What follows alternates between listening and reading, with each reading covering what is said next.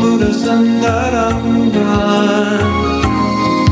Kandharva Koti Kamaniya Visesha Sobham Govindamadi Purusham Namaham Bhajami Govindamadi Purusham Namaham Bhajami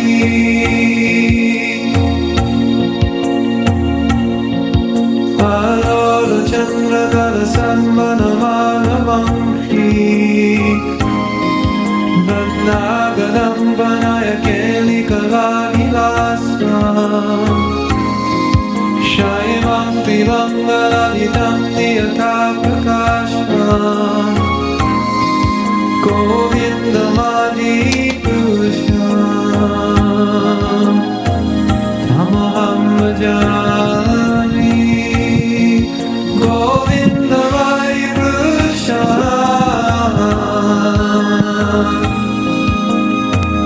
Tamaham Bhajami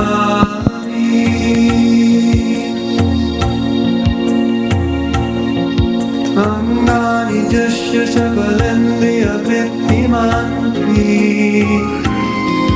Parshanti Bandi Kalayanti Chiranjagantri Ananda Chinmaya Saduchala Vigrahasya Govindamadi Purusha Tamaham Bhajami Govindamadi Purusha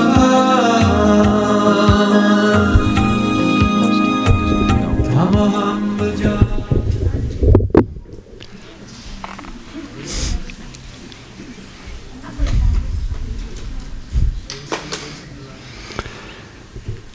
Part 6 of 13.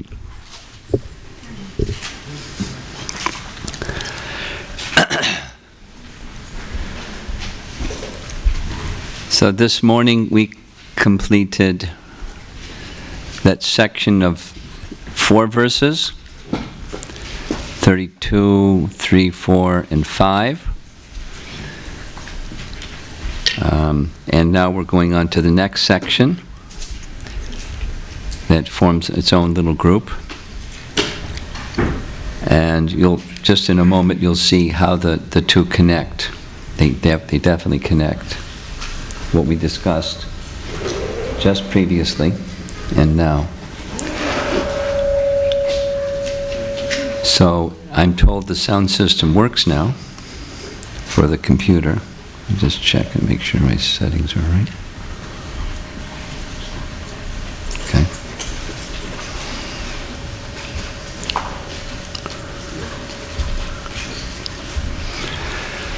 So let us chant together verse 36.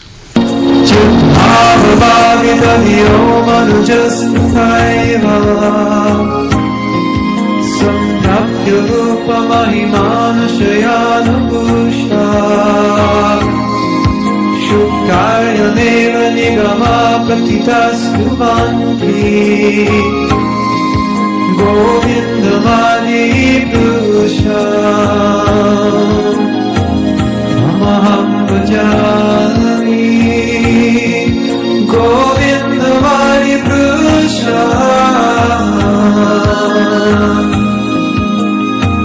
Tamaham Bhajami. And the translation reads, I adore the same Govinda,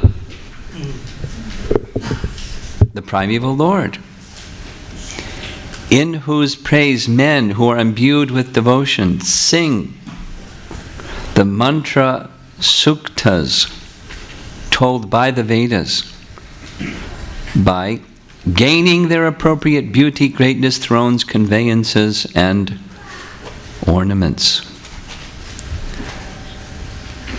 So, connecting the verses we just covered with this new section, which we're calling Bhakti is Further Explained. So, in text 34,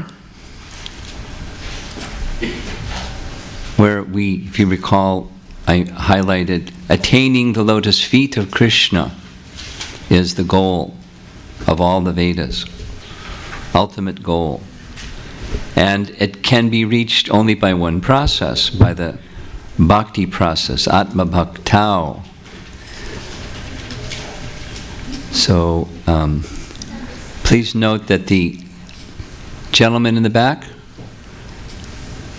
Nama Vrata, please note that the diacritics are not proper.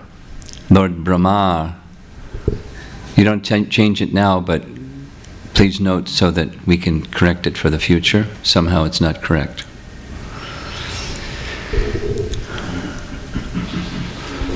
So that from the previous section, bhakti is the means to attain the lotus feet of Krishna. The lotus feet of Krishna is the goal. So now this section is describing those that get there. They reach the goal. What happens? What's the experience? What events transpire? What are the stages of consciousness that they pass through? Okay, that's this section. And this verse, text 36, starts really high. It's at the Bhava Bhakti stage. For those of you that are a little newer, Bhava Bhakti is almost at the top. There's 9 stages of bhakti. And Bhava is the stage of experiencing ecstatic emotion in relationship with Krishna, and in that ecstatic bhava stage, one starts to understand the preliminary stages of understanding your particular rasa, or your particular eternal spiritual relationship with the Supreme. So that's at a mature stage of bhakti, but that's where 36 begins. And it looks like the page is running off the bottom, the letters. So, at least in my version, to enter into one of the 5 rasas, the devotee begins to enter into one of the 5 rasas. It's not showing on your screen. Huh? It's because of the point. Okay, we'll work it out later. So, we're now going to enter into some discussion about rasa. Rasa means mellow, or a mood of feeling towards Krishna in love. It's the preliminary stage. Sometimes the bhava stage is compared to a bud, where the flower hasn't opened yet, but it's just about to open because it's in a bud stage. That's the bhava stage. And one can tell, the color and other types of things just from the bud stage of a flower. In Bhaktisiddhanta's purport, he writes the following. The devotees, surcharged with the ideas of their respective service, this is again in the bhava stage. The respective service means, their spiritual position, not just I like to cook, or I like to do the accounting, or I like something like that. It's not. That's not what's meant by this. It's the spiritual form of the living entity and the natural spiritual emotion in one's spiritual form towards one's eternal service to Krishna.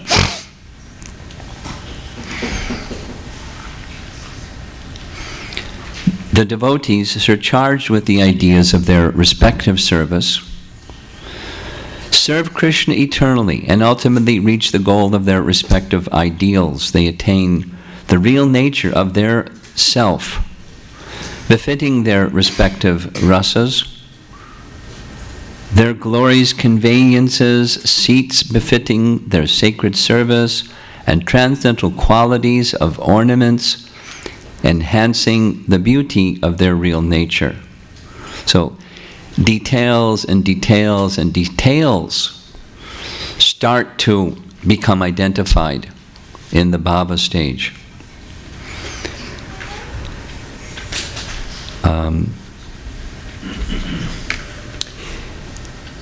I could just go through really quickly. I'll do it really quickly and then we'll come back.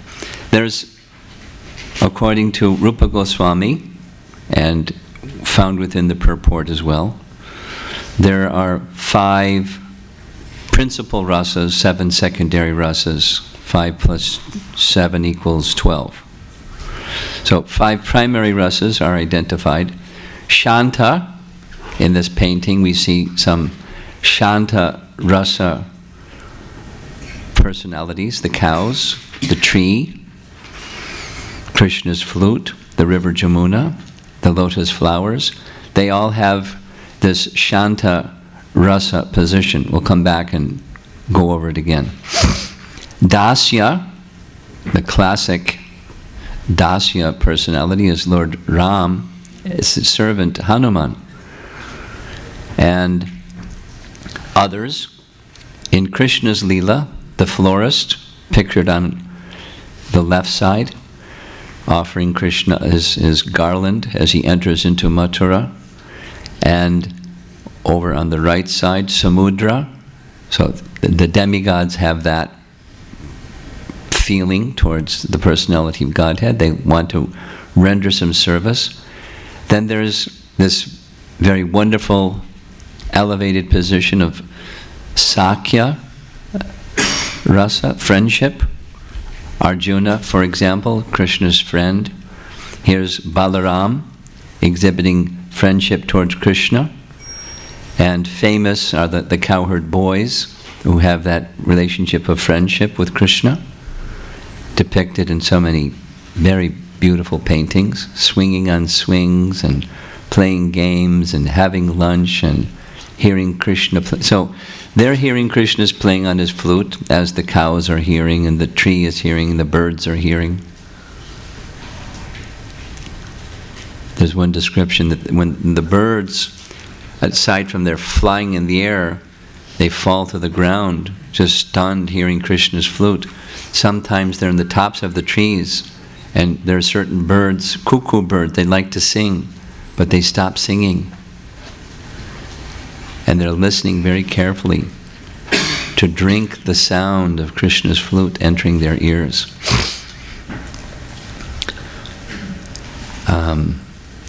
We showed the picture on the right earlier, at least this is part of that picture of Gopal Kumar returning to Goloka Vrindavan.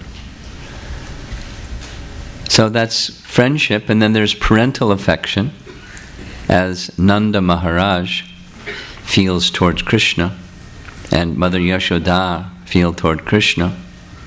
And although he's the personality of Godhead, this painting is depicting a pastime that's described where Mother Jasoda points to Nanda Maharaj's shoes, his wooden shoes, and she smiles and says, "Would you like to bring Nanda Maharaj his shoes?" So little Krishna toddles over, takes the shoes, respectfully places the shoes of Nanda Maharaj upon his head, and toddles back, holding the shoes of his father on his head. Now imagine if a little child did that in your home. Wouldn't it be so sweet? What to speak of the personality of Godhead and his pure devotee? What kind of love is exchanged? Happiness of love between Nanda Maharaj and Krishna. Some other paintings, this classic painting on our left side of Mother Yashoda holding Krishna in her lap, like mothers hold their children in their lap and have affection for their children doing so. What to speak of the personality of Godhead.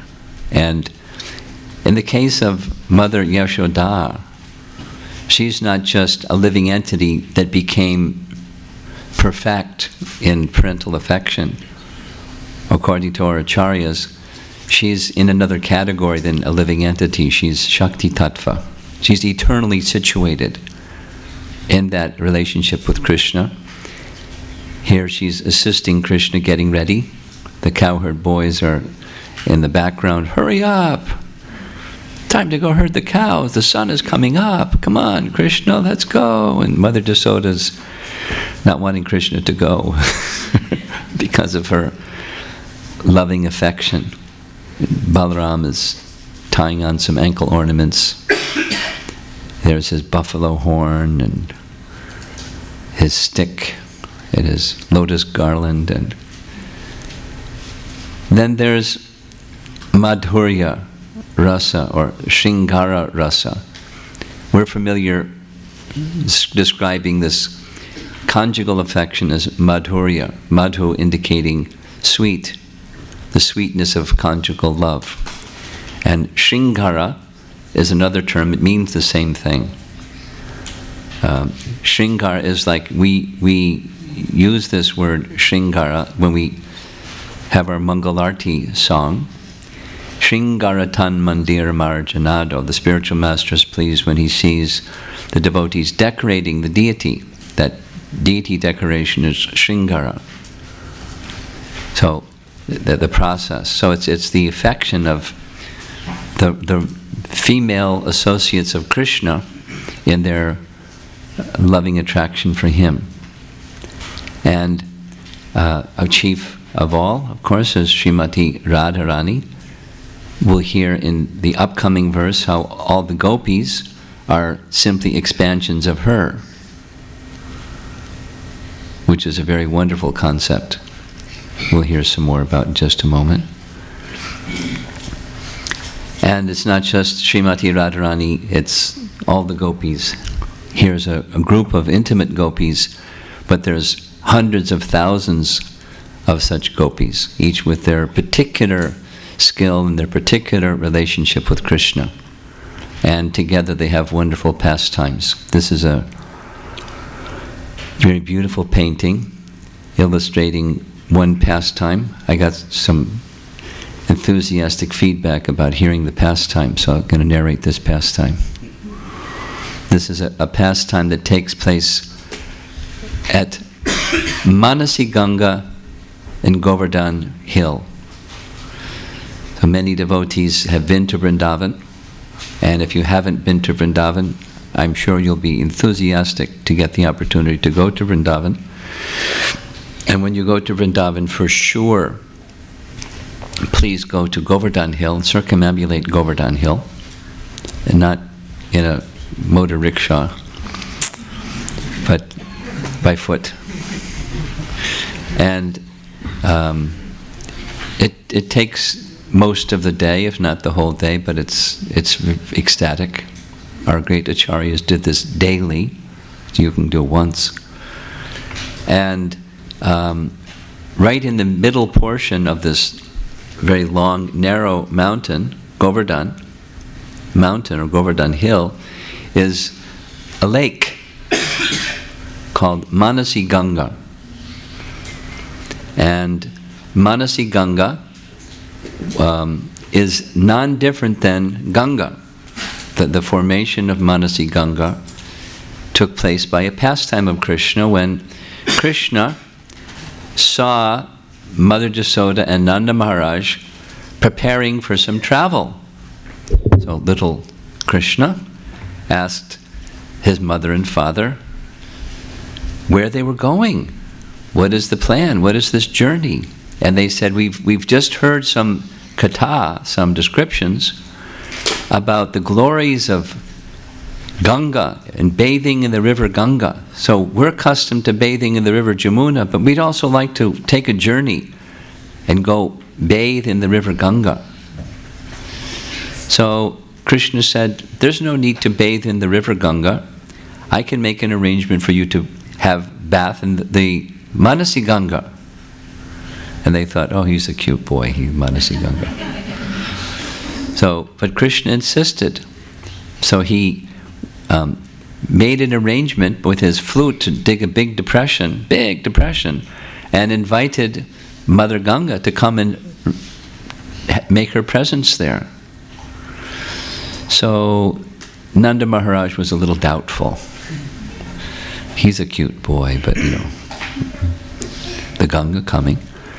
So Krishna insisted, no, come, let's see, let's take our bath in Manasi Ganga. And as he approached Manasi Ganga, from the lake itself, Ganga Devi arose in her crocodile carrier.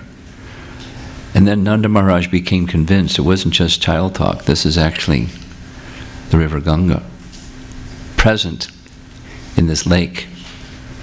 So they abandoned their idea to make a journey. And from there on, they just took their bath in Manasi Ganga whenever they had the inspiration or enthusiasm to go bathe in the Ganga. And during Krishna's time, 5,000 years ago, the Govardhan hill was much taller. It is said nearly a mile high. That's a tall mountain. And on the side of on the side of Govardhan, the lake was really big. Today it's quite modest compared to what it was. And the location of Manasi Ganga is practically right in the middle. Govardhan runs north and south, almost. And so the gopis, when they wanted to go to the other side of the Govardhan hill, one of the ways they did, rather than going all the way around, they just crossed Manasi Ganga by boat. Because they would do their milking of cows over here and take their products over to the other side of Govardhan hill by crossing Manasi Ganga. So one time they were planning to do like that, and they only saw one boat. And the boat looked a little old, and the person was half asleep, this blackish personality. It was Krishna, disguised as a boatman. So this is Vishwanath Chakravarti Thakur describing this pastime, that as they crossed, they got to the boatman, they asked the boatman, can you take us to the other side of Manasi Ganga? He said, sure, it's an old boat, but we can make it across the other side. So they loaded all their dairy products into the boat. And shortly after pulling away from the shore, the boatman started rubbing his belly and said, I'm really hungry. Can you give me some of your dairy products so that I'll have the strength to cross the river? They agreed. This will be our fare. Instead of paying you on the other side, you just take now. So he ate a lot. And after eating a lot, he said, I'm really tired after eating so much. I need to take a little nap. And they said, you take your nap on the other side, or we'll throw you on the other side of the boat and row the boat ourselves. Oh, okay. And as he started to row, by his own potency, very suddenly a dark cloud, filled the sky. Wind started to blow, and a storm came. And Krishna was tilting the boat a little bit to make the boat tilt, and water was coming in this side, and water was coming in that side. He said, this is a really dangerous situation. There's too much weight in this boat. You have to throw all your dairy products over the side of the boat, otherwise we might drown. And so they threw their dairy products over the side of the boat. And going along further, whoa, it's really dangerous. You have all these ornaments and jewels. Throw your bangles and everything over the side of the boat. Too much weight in the boat. Look at the water level, it's coming up. So they took off their bangles and threw off the side. And then Krishna said, Not only that, because of all this rain, your clothes have become soaked, so you have to throw your clothes off the side of the boat. And Radharani put her hands on her hips, said, "That's enough. We'll throw you over the side of the boat," and lunged and grabbed him and found Krishna's flute wedged in his belt. And Krishna then smiled, and the storm stopped, and everything was nice again. And for the rest of the afternoon, they forgot their dairy products. You see, they're throwing the dairy products over the side. And they just enjoyed pastimes for the rest of the day. So, this is the conjugal rasa, and in the end he says, the Lord Brahma says, fortunate, I didn't make this PowerPoint, by the way. Disclaimer. Fortunate souls chant the name, qualities, and pastimes of the Supreme Lord under the shelter of the spiritual potency. Ki jai. So I'd like to read a little bit, something that Prabhupada writes that augments this message of this verse very nicely. Just have to find the right page. Yeah.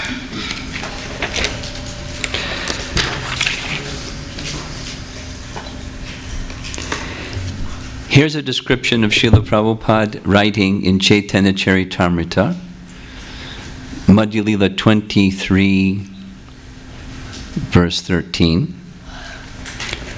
describing how one can go from the beginning stages of bhakti to the bhava bhakti stage, with this verse is speaking about.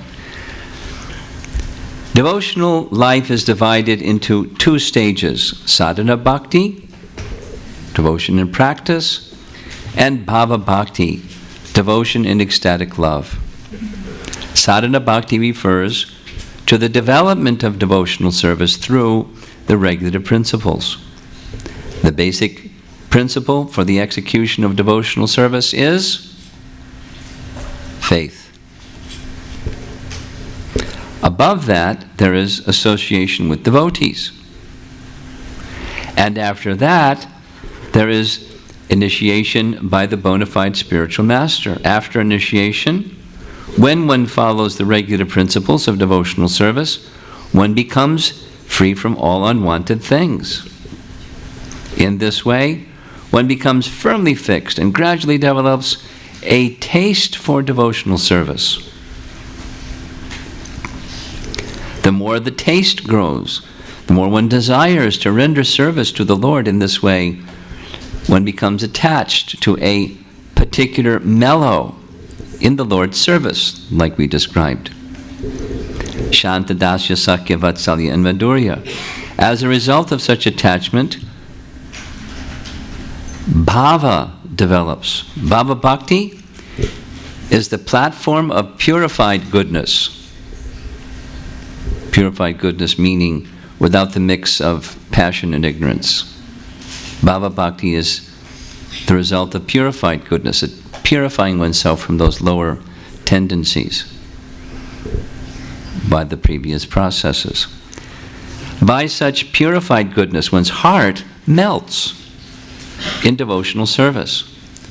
Bhava bhakti is the first seed of love of Godhead. This emotional stage is there before one attains pure love. When that emotional stage intensifies, it is called prema bhakti, or transcendental love of Godhead. Nice summary of the stages of devotion. Lord Chaitanya Mahaprabhu consistently, we find it in a number of places, especially Chaitanya Charitamrita, he compares the growth of devotion to be like a creeper or a vine that starts and gradually through the watering process of hearing and chanting, gradually grows and grows and grows, and the leaves come, And the creeper continues to grow, pierces through the coverings of the universe, enters into the spiritual sky, and unfolds at the lotus feet of Krishna, offering flowers unto the lotus feet of Krishna, and then the fruit of love of God. Lord Chaitanya made that metaphorical comparison. In Brahma Samhita, this is 36. In 55, mentioned it already yesterday, in verse 55, there's more description of the sadhana bhakti stage, which is presented in a summary way by Srila Prabhupada. How you go from being involved in simply fruitive work, a worker, a person trying to work hard to become the enjoyer of the fruits of their work, without any regard for goal or Krishna or his shelter. How one can go from that position, because that's what's in verse 54, to the position of bhakti. That's discussed in verse 55. So we're not going to go there. We'll wait till the verse 55 comes up.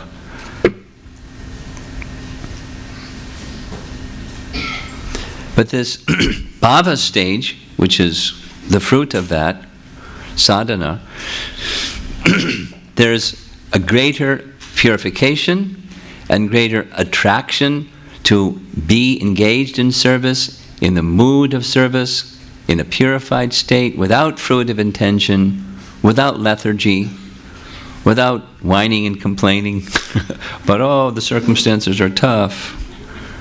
Woo, woo, woo. Just going on in devotional service with the intent of making offerings to Krishna.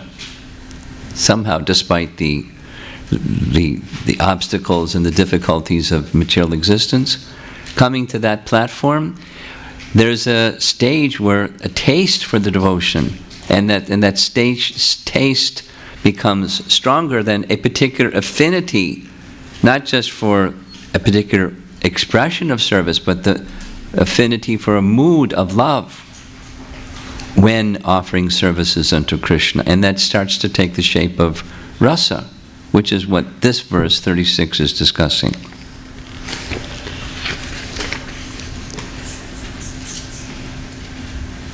I'd like to read a little bit to expand on these rasas, not too much.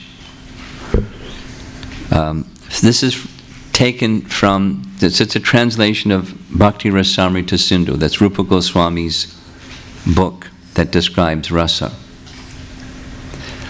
According to the opinion of advanced devotees and learned scholars, a devotee in Sakya Rati feels equal to the Supreme Personality of Godhead.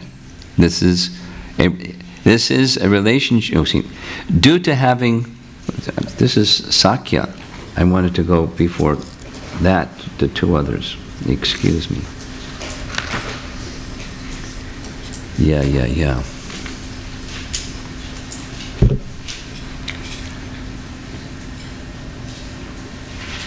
I'm going to back up and we'll discuss about this bhava stage, because that's what the verse is. Before the rasa stage comes, the bhava stage is there. So here's a well-known verse, Shuddha Sattva Visheshatma. When the devotional service is situated on the transcendental platform of pure goodness, it is like a ray of the sunlight of love for Krishna. Not the full sunlight, but it's a ray. At such time, devotional service causes the heart to be softened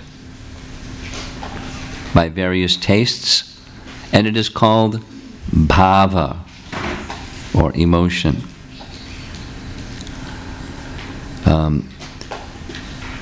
In Nectar Devotion, Prabhupada describes bhava bhakti in the following words. It's a quote directly from Nectar Devotion. By the process of executing regulated devotional service, one is actually elevated onto the transcendental stage, beyond the material modes of nature. At that time, one's heart becomes illuminated like the sun. The sun is far above the planetary systems, and there's no possibility of its being covered by any kind of cloud. Similarly, when a devotee is purified like the sun from his pure heart, there is a diffusion of ecstatic love, which is more glorious than the sunshine itself. Only at that time is the attachment to Krishna perfect. Spontaneously, the devotee becomes eager to serve in his ecstatic love. In that stage, the devotee is on the platform of Uttama Adhikari, perfect devotion. Such a devotee has no agitation from material affections and is interested only in the service of Radha and Krishna. So, Shuddha Sattva, pure goodness, and specifically again the influence of the Ladini Shakti and the Samvit Shakti, or the ecstatic potency and the absolute cognitive potency of Krishna. They begin devotional service and they're fully matured at the bhava stage. They don't go away. They just become matured. So one is now situated in this relationship with Krishna, feeling stimulated by ecstatic energy of the Supreme Lord, touching the heart, because within the heart is this affinity anyway, so it just arouses.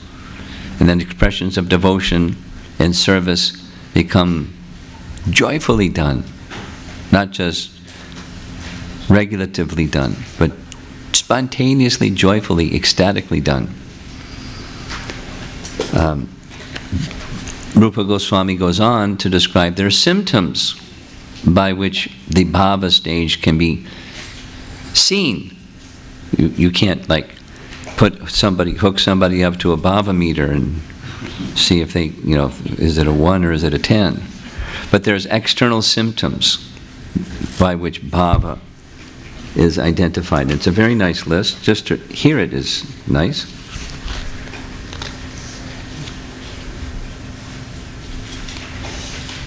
Forgiveness. Concern that time should not be wasted. Detachment. Absence of false prestige. Hope. Eagerness. A taste for chanting the holy name of the Lord. Attachment to the description of the transcendental qualities of the Lord. And affection for those places where the Lord resides. Temple or holy place like Vrindavan. These are all called anubhav, or subordinate signs of ecstatic emotion.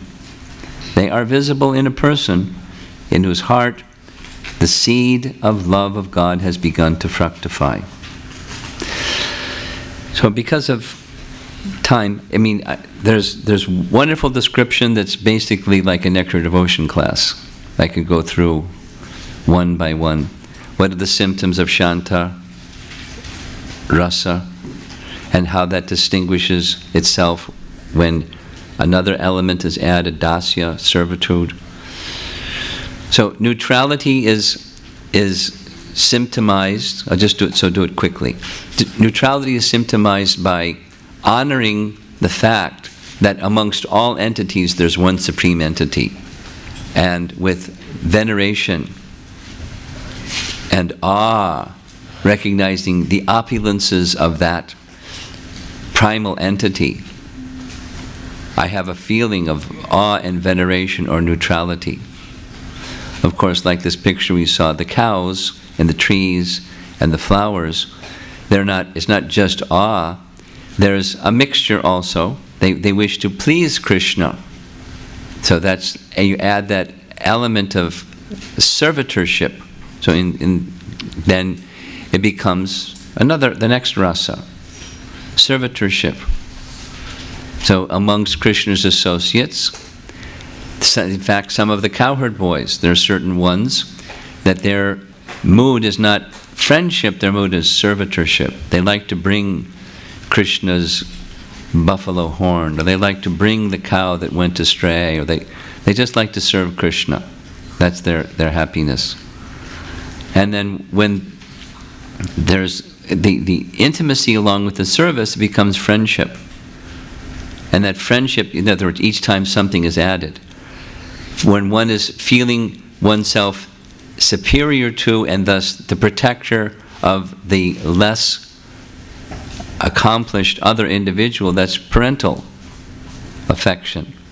The parents of Krishna, Yasoda and Nanda, and others who have similar rasa. And then when there's full surrender, whatever it is yours. Position. This is conjugal love. So that is a quick summary. So from the means of achieving the goal is bhakti. This verse is saying, in the maturing stages of bhakti, one may come to the bhava stage, and in the bhava stage there's some sense of one's particular eternal, natural mood of love, that's already there within the soul, and it comes out. And there's then a particular attraction of eternal service. And as indicated in the verse, the details include where you reside, what the nature of your service is, who your eternal parents are, and the types of clothes you wear, and all those details begin to awaken in the bhava stage. So what comes after that? The next verse is the prema stage. So let's begin text 37, and for your information, text 37 has the longest purport in the entire book. In fact, it's 12 pages long. So it's a sensitive subject. Therefore, Bhaktisiddhanta treats it with great sensitivity and elaborately lays out the whole picture. So we're going to take this in two parts. We'll speak something now on text 37, and then this evening we'll do a little review and continue on from there. I don't know if it's so well planned that in the evening we're going to be speaking about Krishna and the gopis, but that's what we're going to be talking about. Are we ready with the sound for the... Yes? Okay, here we go.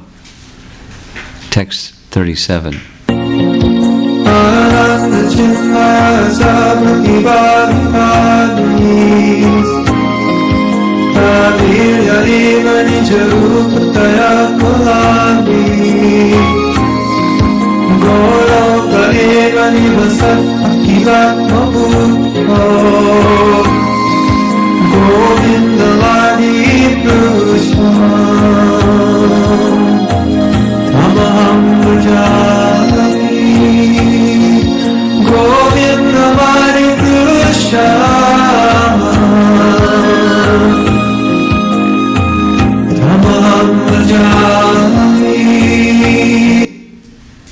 Oops. Here's the translation. I worship Govinda, the primeval Lord, residing in his own realm, Goloka, with Radha, resembling his own spiritual figure, the embodiment of the ecstatic potency possessed of the 64 artistic activities in the company of her confidants, or sakhis, embodiments of the extensions of her bodily form. Language is a little difficult, but we'll break it down, you'll see. permeated and vitalized by his ever blissful spiritual rasa. So I'd like to now just share a little bit the connection between the previous verse 36 and this one. In verse 36, we heard Lord Brahma speaking about the living entities attaining the bhava stage, where they begin to enter into the 5 rasas. They begin to attain their appropriate paraphernalia and ornaments and decorations and conveyances and sitting places and everything related to their particular rasa. Now, in text 37, specific focus is going to go to one of those 5 rasas, and the diacritics, the font is not good, but it's Shringara rasa, the 5th of the 5, the conjugal rasa, with special attention to Radha and Krishna's love. So we're way up there in subject matter, very elevated. And along with Radha's associates, the confidants, he calls, or the sakhis. Now, 2 more of these things, just because the composition is not helter-skelter, it's very organized composition. This text 37 is connected with the previous section, specifically this phrase, Ananda Chinmaya Sad. If we remember, that's the 3 features, Satchitananda, that make up the absolute truth. So, really quickly, I'm not going to go through these again because we've done it several times. Here's these 4 verses focusing on the form of Krishna being absolute and therefore the limbs are interchangeable. The form of Krishna being apparently filled with contradictions, that is, he's the oldest and yet is eternally youthful, and so forth. By dint of his inconceivable potencies, he's able to do this. And one can understand his form through bhakti alone.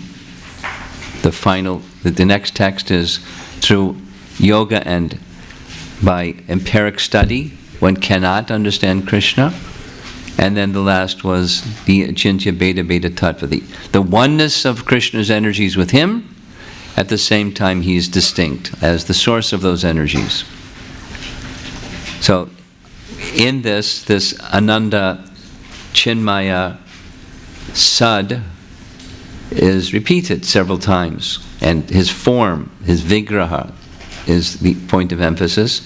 And now, this verse 37, it's Ananda Chinmaya Rasa. Whoops. Govinda's form has these 3, Satchit and Ananda, and the rasa has 2.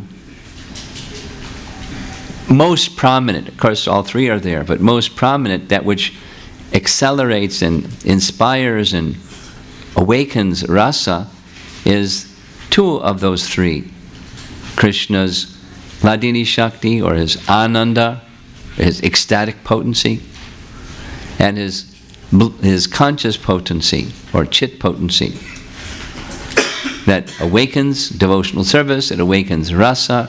So Ananda Chinmaya Rasa is in this verse 37. It's to show the theme and the connection of how these verses are sewn together or strung together on the thread of ecstatic love for Krishna. So now take a deep breath, because we're going to go into a little technical subject, which is right there in the first part of his purport, Bhaktisiddhanta's purport. He discusses,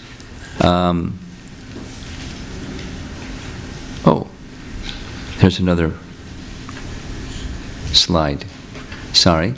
This is connecting 37 this verse with the initial verse.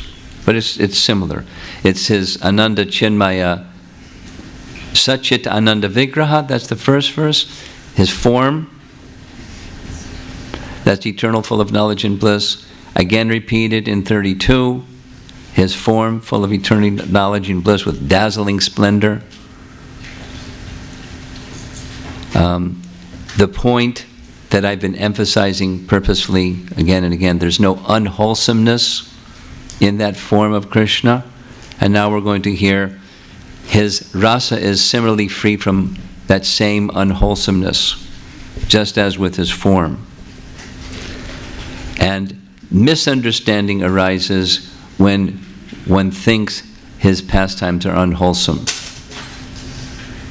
thinking he's like one of us and what rules apply to us apply to him. But it's not so. So now, Rupa Goswami, if you look in your book, Sri Brahma Samhita book, Bhaktisiddhanta's purport, at the beginning, he discusses this. So I'm going slowly because he just goes quickly. And there's some Sanskrit terms that those of you that know nectar devotion, you know these terms. And those that don't, the Sanskrit isn't what's important, it's just try to understand the principle. So, rasa is a mixing of bhavas or ecstasies. This ecstasy mixed with, it's like cooking. A little zucchini and some rice and some potato and some spices, and cook it for a while, and then add something, and you get a sabji.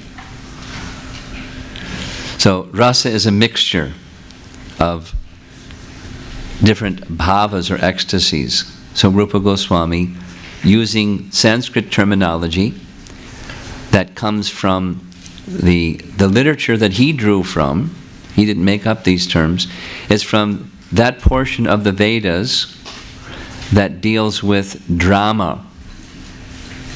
Just as there's Vedas that deal with medicine, Vedas that deal with architecture, Vedas that deal with governance, Vedas that knowledge that deals with every aspect of life, there's also a portion of the Vedas that deal with how to awaken emotion in different ways through drama, because that was the purpose of drama, is to awaken emotion towards Krishna. I mean, that's the Vedic purpose of drama. So these terms are taken directly from there. Sthayi bhava is translated commonly as continuous ecstasy, or permanent ecstasy, or it's something that each one of us has within. It's already there, just like here's a seed, and this one over here, it's mung dal, it's a seed. Over this one over here, it's a marigold flower, and this one over here, it's an oak tree, or so within the seed is the potential of something, and it's already set. You can put the seed over here, put the seed over there, but it's not going to. The oak tree seed isn't going to produce a marigold. It's going to produce an oak tree. It's already there in a seed form. So sthayi bhava is it's already there, but it becomes awakened through regulative devotional service, the touch of Ladini Shakti and Chit Shakti, and that which is already within us becomes awakened, and it becomes manifest permanently or continuously or steady ecstasy. That's one type. Then from that one type, it extends itself further into another type, and it connects to something that's called vibhava. Like some of you know that song by Bhaktivinoda Thakur, Vibhavari Shesha Aloka Provisha Nidra Chadiuta Jiva. If you go to Vrindavan and you attend Mangalarti in Vrindavan, they'll sing that song. Vibhavari Shesha Aloka Provesha Nidra Chadiuta Jiva. And then the stimulations of that vibhava comes next. Names of Krishna. Remembering Krishna in particular aspects. Bolo Hari Hari Mukunda Murari, etc. So names of Krishna are then recited because they stimulate ecstatic love of a particular type, depending upon your heart. Your natural sthayi bhava. There's the extensions in vibhava. And that means that which stimulates ecstasy. There's steady ecstasy and that which stimulates it further.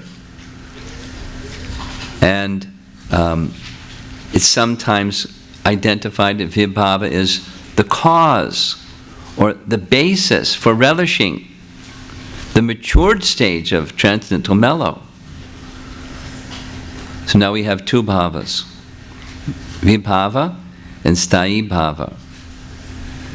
And not to complicate things, but vibhava has two divisions. And those two divisions have Sanskrit names, they have meanings. Alambana. And alambani means in which love appears. So like the devotee is alambana. That's one part of alambana. Alambana has two parts too. In the language of Bhaktisiddhanta, he calls it prap. So it supports the love. Prap. So this has also two parts. The abode of love, like that's the heart of the devotee, and then there's the object of love, and that's Krishna. But please don't forget, Krishna loves his devotee too. In that case, Krishna becomes the abode of love and the devotee becomes the object of love. And there's this exchange of love, where one is the abode of love and the other is the object of love, and it goes back and forth, alternating. But they're divisions, nonetheless. For there to be love, there has to be two, lover and beloved.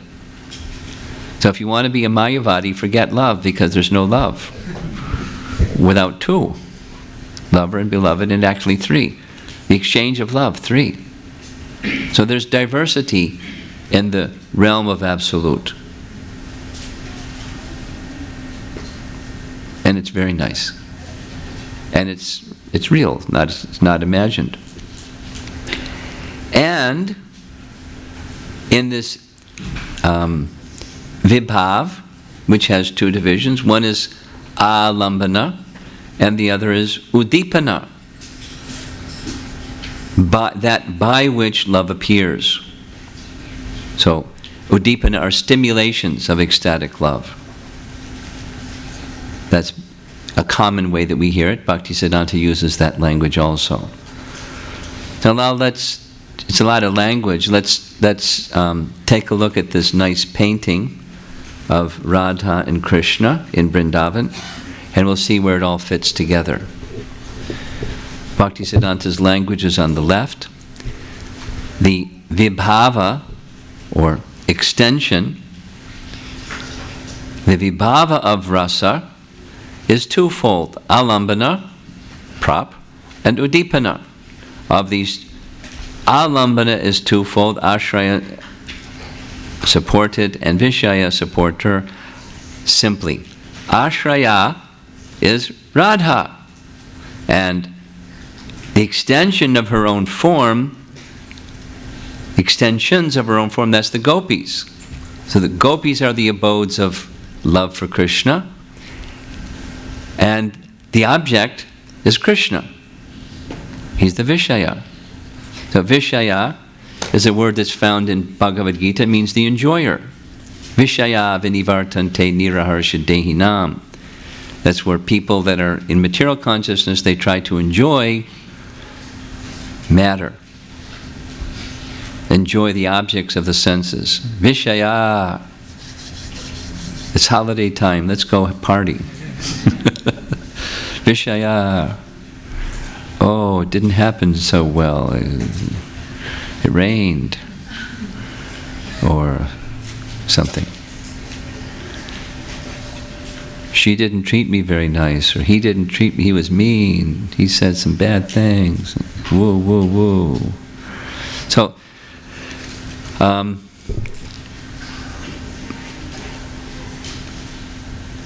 in the science of rasa, there must be two, the enjoyer and the object of enjoyment. And then, then Krishna, we see Krishna playing on his flute in the background, and we see Radha reacting to hearing the sound of Krishna's flute. So the flute sound is a stimulation of ecstatic love. That's udipana. Or the qualities of Krishna can be udipana. Or some particular pastime of Krishna can be a stimulation of ecstatic love, udipana. Now that sound of Krishna's flute enters into the heart or into the ear of Radha and then into the heart of Radha, and her sthayi bhav, her steady ecstasy, is stimulated. And she then feels an accelerated love towards the object of love. Now the cows, they're also hearing that sound. And according to our acharyas, when the cows hear the sound, the natural thing that cows do is they chew cud. But they stop chewing cud and their ears are erect, drinking in the sound of Krishna's flute. And they're stunned like statues, just hearing the sound of Krishna's flute. So it strikes them in a different way because they have a different rasa with Krishna.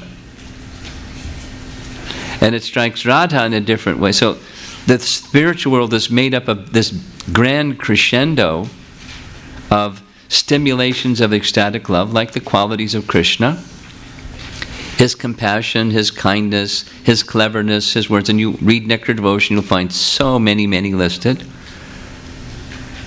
And they're the things that the devotees do that stimulate Krishna's love towards them, like Radha.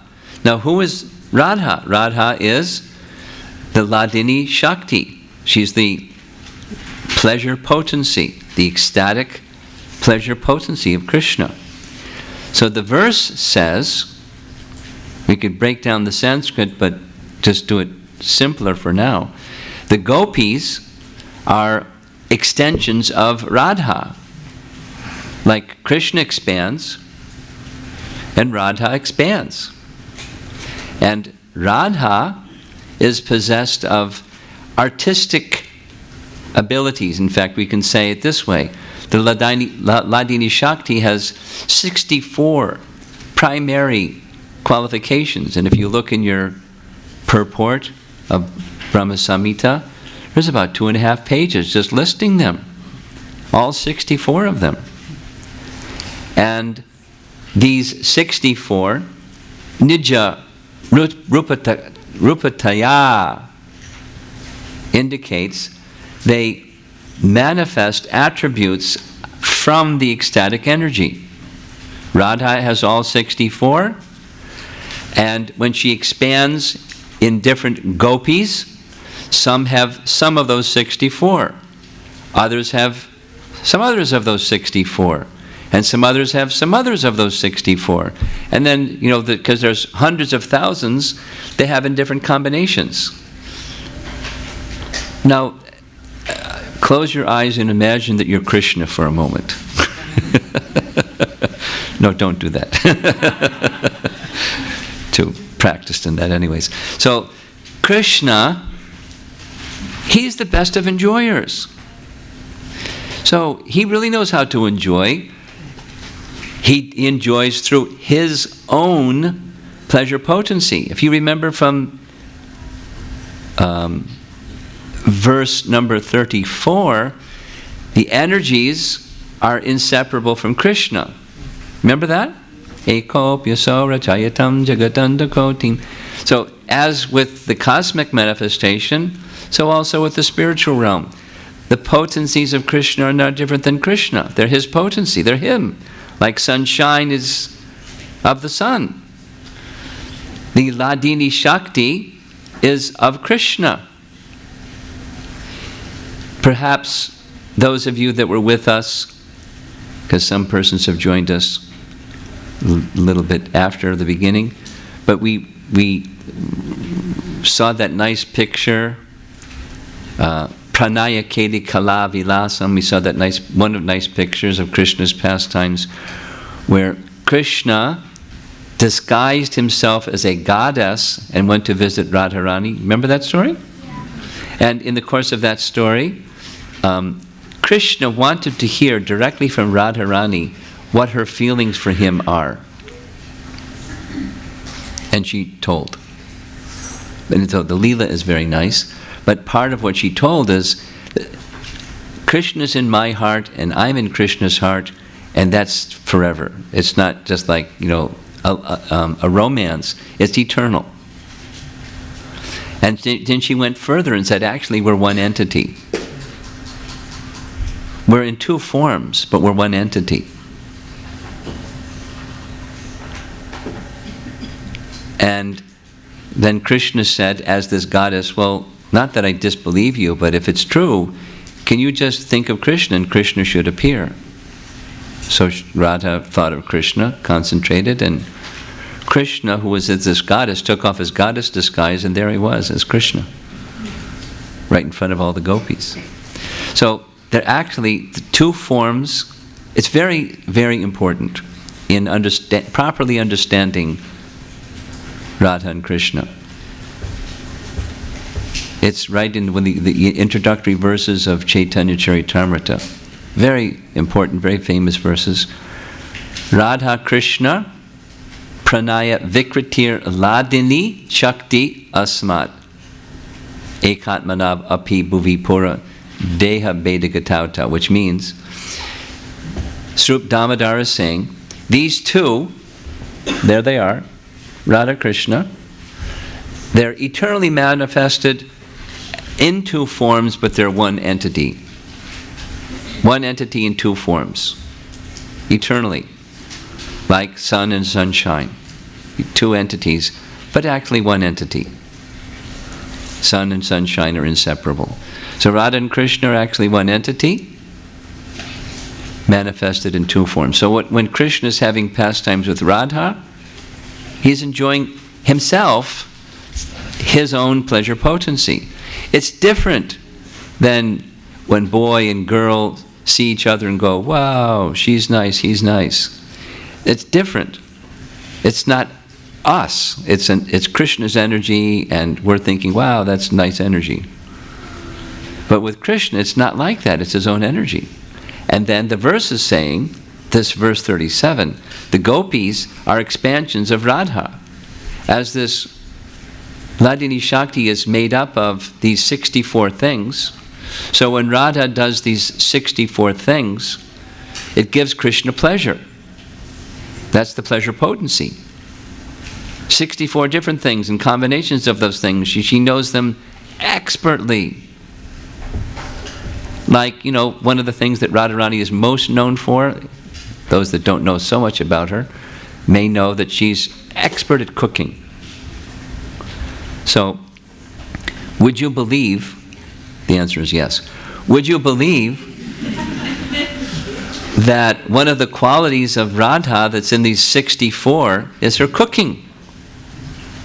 And there it is, number 24. You can see it listed right in your book. Chitra Shakha Hupa Bhaksha Vikara Kriya, translated by Bhaktisiddhanta, compliments of him. She knows the art of preparing varieties of salad, bread, cake, and delicious food. Now this is already a quality of Radha. It's part of the Hladini Shakti. And maybe you have heard, and in case you haven't, I'm going to describe it, the pastime of Durvasa Muni giving Radha the benediction that she received, which is a Leela, which resulted then in, when Radha, so here's the Leela. Radharani's a little girl. It's a Leela. She's Krishna's eternal pleasure potency. But in her pastime, she's a little girl and she's with her gopi friends. And they're off in the fields of Vrindavan. Durvasa Muni comes by. Now, who is Durvasa Muni? He's a partial expansion of Lord Shiva. Durvasa Muni is the son of Atri and Anasuya. From their worship, they received 3 sons, a partial incarnation each of Lord Vishnu, Lord Brahma, and Lord Shiva. And Durvasa Muni was their son as a partial incarnation of Lord Shiva. And everybody knew, look out, here comes Durvasa Muni, because he's Ashutosh. He can get really angry over nothing, and wow, he gets really hot and says something heavy, and whew. But he can also, the other side, he can be easily pleased. That's the meaning, Ashutosh. Easily pleased, easily angered. So here comes Durvasa Muni in the fields of Vrindavan. And he approaches the gopis, little girls, young girls who are playing. You know, imagine, young girls playing in a field. And here comes Durvasa Muni and says, I'm very hungry. I want something to eat right now. As in, right now. And the gopis said, well, we'll be glad to prepare something for you, but we're off in the field. We'll go back to our homes and we'll be back in a big hurry. We'll be right back. He said, no, you don't understand. I want something to eat right now. So the gopis turned to Radharani. What do we do? And Radharani said, no problem. I'll just take some of the dust, mix it with some water, make some biscuits in a matter of seconds, and give the biscuits to Durvasa Muni. And they handed Durvasa Muni those biscuits. And Durvasa Muni said, what? You expect me to eat this? And the gopis said, no, you don't understand. Radharani is really expert. She has this quality. Whatever she cooks is very nice. Try one. Just try one. So he forced himself. He took a bite of the biscuit, or one of them. And it was so good. He finished that biscuit and ate all the biscuits. And then Durvasa Muni, being pleased by this wonderful quality of Radha, gave a benediction. And his benediction was, from now for the rest of your life, whatever you cook, whatever you prepare, it'll always be something different. It'll taste different to whoever eats it. And whoever eats your food, they will live a long life and be always very healthy. And he left. And the gopis were like, you know. And they informed their parents. And when Radharani informed her mother, Kirtida was a very dear friend of Mother Yashoda. They were very close friends. So when Mother Yashoda heard, oh, Radha has this benediction. My dear friend Kirtida, can your daughter come and cook for my son every day so he'll live a long life and never have any disease? She said, sure. So from little girl, every day, every morning, from Varsana, Radha would go to Nandagram, that's the place where Krishna's father lived, and she would cook breakfast for Krishna. And in the evening when Krishna came back, she would help Mother Yasoda cook the evening meal. That's a pastime. Because Radha already has this quality. She doesn't need a benediction from Durvasa Muni or anything. But it's a Leela where persons are being engaged and brought into loving exchanges between Radha and Krishna. And that's Vrindavan. Everyone in Vrindavan, the cows, the cowherd boys, The trees, the river Jamuna, they're all engaged. Whatever their rasa is, there's this mixture of Shringara rasa. And as far as the friends of Radha, the gopis, they're immediate manifestations of her. They're expansions of her. They're not different than her in some portion of her. So when Krishna engages in pastimes with them, it's his own potency. There's no unwholesomeness in it. You get the idea? So now, Bhaktisiddhanta's language. All these arts, these 64, manifesting their own eternal forms, are ever visible in the region of Goloka as the ingredients of rasa. Remember from that chart, the Udipan, stimulations? These are stimulations. When Radha, we could go through the list, but to save time, you can go through the list. Well, let's partially go through the list. Open your books, if you have a book. Otherwise, just listen with your ears. And we'll read some of these amazing 64 things. Art of singing, art of playing musical instruments, art of dancing, art of theatricals, art of painting the face and body with colored unguents and cosmetics, art of preparing offerings from rice and flowers, art of making a covering of flowers for a bed. Anyway, and on it. So the 64th, and when Radha does these things, just like her cooking, it's not like, oh, she can cook. When I was a kid, I learned how to cook, but I'm sure it wasn't like Radha's cooking. Anyway, so each one of these things that she does, they're a portion of the Ladini Shakti. They make up the Ladini Shakti, these 64 things. So these are the ingredients of rasa. They stimulate love for Krishna when Radha sings. Love for Radha is awakened or enhanced, increased in Krishna. His feelings of love for Radha increase. But it's his own potency doing these things. And in the mundane sphere, that means here on earth, Gokula, they have been unstintedly exhibited in the pastimes of Vraja by the spiritual or chit potency. So he wants us to know that these ingredients of rasa and the arts of Radha, it's not, she went to culinary school and she learned how to cook. It's the chit potency. That's Radharani. Now, this is a little application exercise of what we just covered. You see here a very famous ISKCON painting of Radha and Krishna and the 8 principal gopis.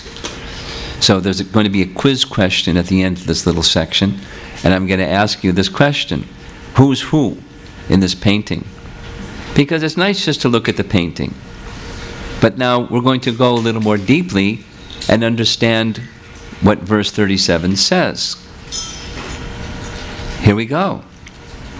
One of the gopis pictured here, this is a hint. You see the one sitting down holding a tambura. That's the one in this picture here. Okay?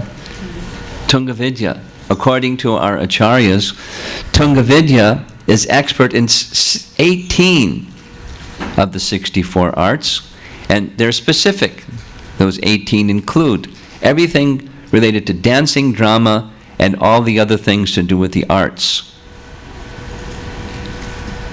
So this is going to be one of the answers to the quiz question at the end. And we're going to show the painting again, and we'll ask people to raise their hand and who's who. So one of them is Tungavidya. Then there's Indulekha.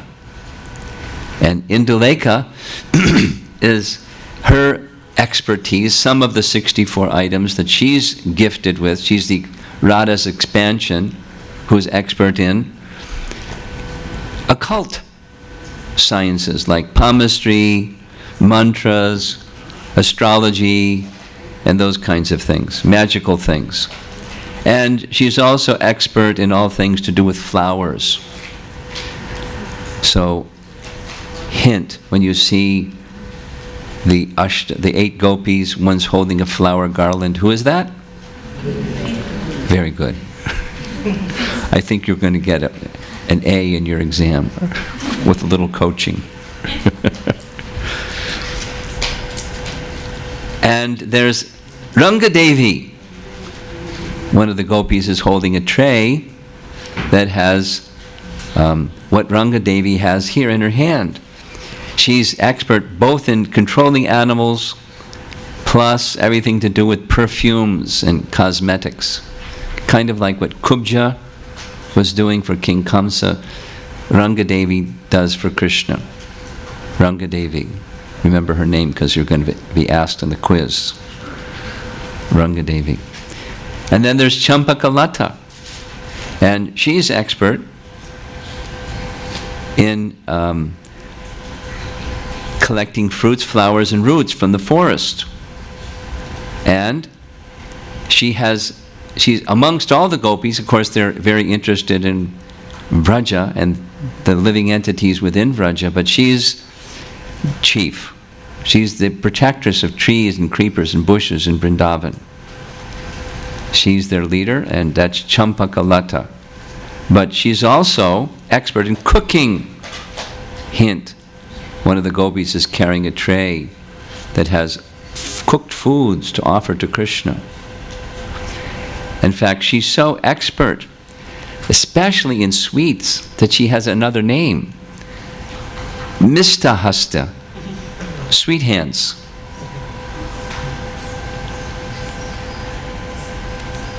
And here's another, using only the skill of her hands, she can artistically fashion things from clay. So Champakalata's got a lot of skills.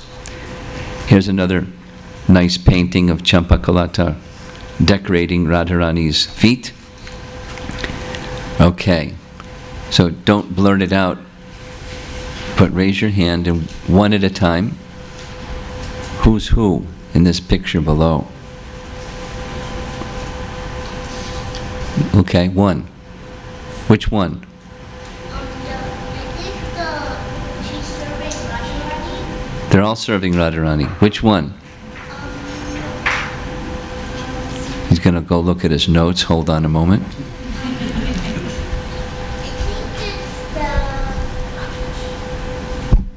I think it's the flowers one, so Indulekha. Okay. So there's Indulekha. Whoops. Oh, I didn't go to the next one, did I? There we go. I'm sorry. There's Indulekha holding the flower garland. That's one out of 4 that, of course, they all have. They're all expansions of Radha, each invested with some of these 64 in different combinations. Then someone else. Go ahead. Which one is she? Go ahead, say. I think she's the one. No, sorry, Champakalata. Where is she? She's I think the one on the end on the right. On the right, okay. And what's she doing? She picks flowers. Champakalata is Misty Hasta. She's sweet hands. She knows how to cook and make sweets very expertly. So she's holding like this. She's the one holding the offerings for Krishna, cooked, baked offerings for Krishna. Champakalata. Someone else. There's one boy in the back. He's very enthusiastic to share with us. He's looking at his notes. I think that the one sitting next to Radharani with the tambura is Tungavidya. Which one? The one sitting next to Radharani. Next to Radharani. What's her name? Tungavidya. Ranga Devi, right. Oh, yeah. He said the one who sitting down. You're very Sitting down. Oh, I thought you said next to Radharani. Sitting down. And her name is? Tungavidya. Yes? Tungavidya. She's playing the tambura. Yeah. Or whatever stringed instrument. Veena. And last one. Go ahead. Is the one that's next to Krishna. the one that's Next to Krishna, on Krishna's right shoulder. Her name is? I think it's Rangadevi. Rangadevi. She has some aromatics, some nice scented oils and offerings for Krishna like that. So you get the idea. Each of the gopis, not only the 8, but each of the gopis, they're expansions of Radha. As Krishna expands, he can do that. One light can light another candle from that candle. Radharani also has the capacity to expand, and she does. And these expansions are her confidants, or sakhis. They're expansions of her. They're embodiments of her.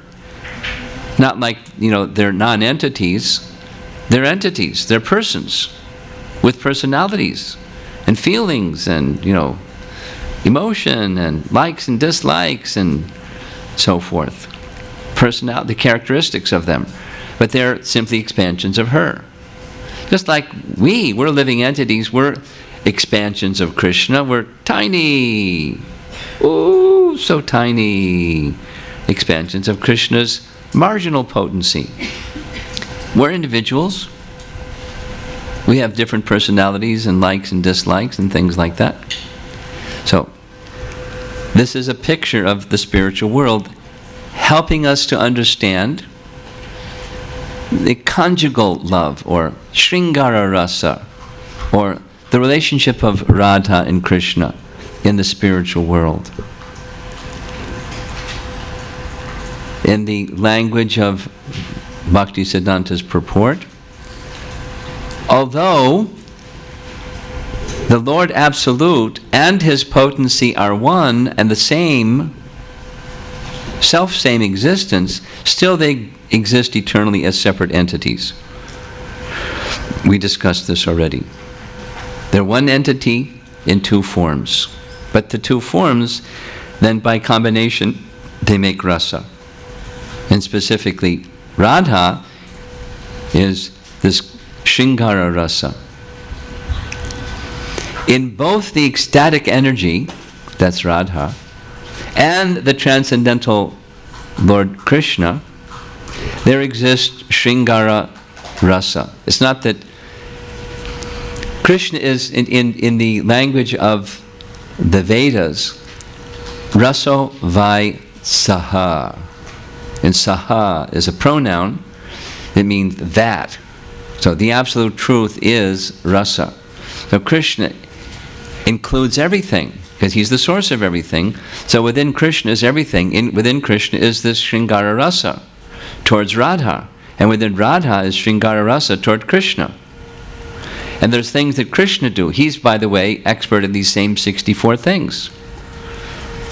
Like that one pastime that I narrated, Krishna started singing, disguised as Shama Saki. And when Krishna started singing, Radha was feeling ecstasy. Oh, my dear Saki, you're so kind. You've broken my anger and my sulking mood just by your wonderful singing. I'm so indebted to you. So when Krishna sings, Radha feels ecstasy. And when Radha sings, Krishna feels ecstasy. Why? Because within them, there's already existing the Shringara rasa. And then there's stimulations of that. These 64 things. And then the mixing of the 64 things makes for varieties of rasa. Isn't it very nice? Very nice. And the quality of both of them, he concludes, it's inconceivable. Still we can talk about it. But to experience it is beyond our conception. Now we'll just do one more thing before we take a break. And this is now directly from Bhaktisiddhanta's purport. After he covers, this little science of rasa section, Vaibhav and Staibhav, Alambana, Udipana, all those terminologies. He lists these 64. He's now going to explain, and he did it already actually, in Goloka, these are there in their fullness. In this Krishna's earthly pastimes, they're eternally going on also. Eternally going on also. Like even we may go to Vrindavan and not see Krishna's pastimes, but Krishna's pastimes are eternally going on also. So now, Bhaktisiddhanta is going to take us on this comparison, which existed in text 3. Now we're getting, in terms of rasa, in text 37. There's no difference between the two abodes. Similarly, there's no difference in the rasa of these two abodes. And if anyone sees a difference, well, it's a matter of their realization, it's not a matter of fact. Because the fact is, there's no difference. You had that question. And he's now going to explore it and explain it. There's no difference. Although there appears that there's difference. And then we're going to read, a little section from the purport that begins, hence the realization of Goloka appears in proportion to eligibility. So open your book to page 37, or excuse me, verse 37, and see if you can find that section.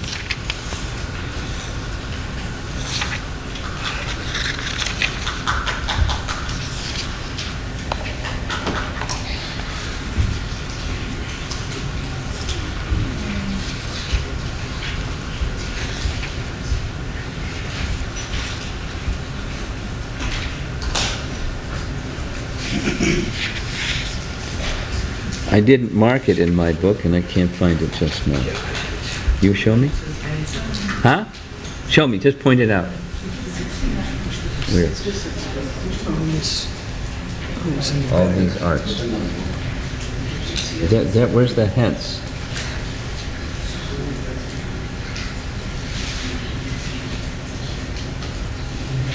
It's after all the 64 qualities are listed. That's where I am. Does somebody find it in your book? Show me. No. How does the paragraph begin? It is only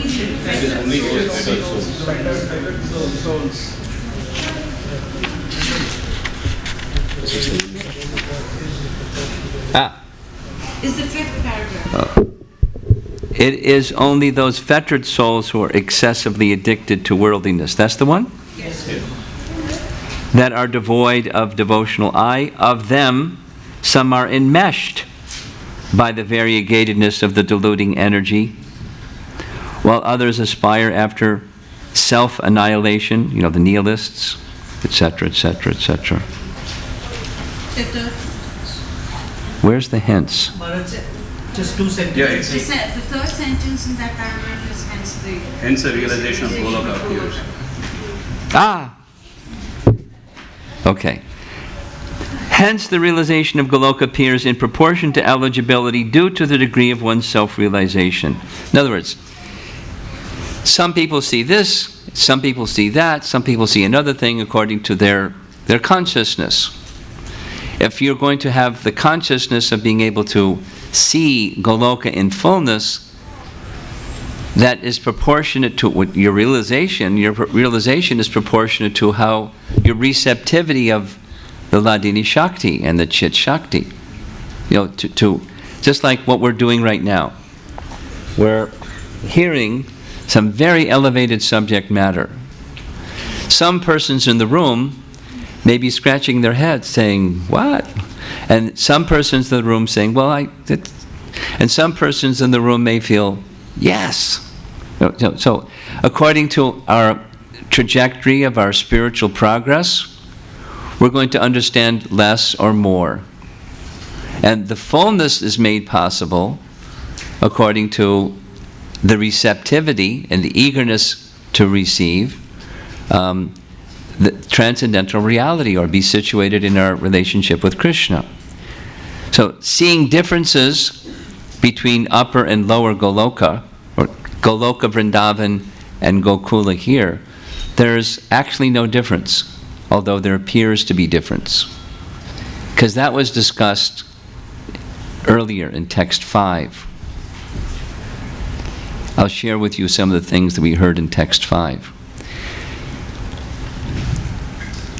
In Goloka, there's no demons. In Gokula, there's demons. Kamsa sends demons to kill Krishna, and Krishna kills the demons. In Goloka, there's no birth pastime. But Mother Jasoda and Nanda have the sense Krishna is our son, but there's no birth pastime. Here there's a birth pastime. So it appears there's difference. But he's making the statement, actually there's no difference. And the realization of the fact that there's actually no difference requires realization, because it certainly looks different. But from a bhava or emotion, transcendental emotion perspective, there's no difference. Now, we're going to say much more about that in a bit, and then again this evening. This is kind of taking his purport, his 12-page purport, in chunks or in segments, and trying to digest what he wants us to hear, what he wants us to do, to be revealed to us. So let's go on just a little bit. Bhaktisiddhanta writes, there's no distinction between the visible and non-visible pastimes. What does that mean? Visible is when Krishna appears and everybody can see his pastimes. That's his visible pastimes. Kamsa can see. The washerman can see.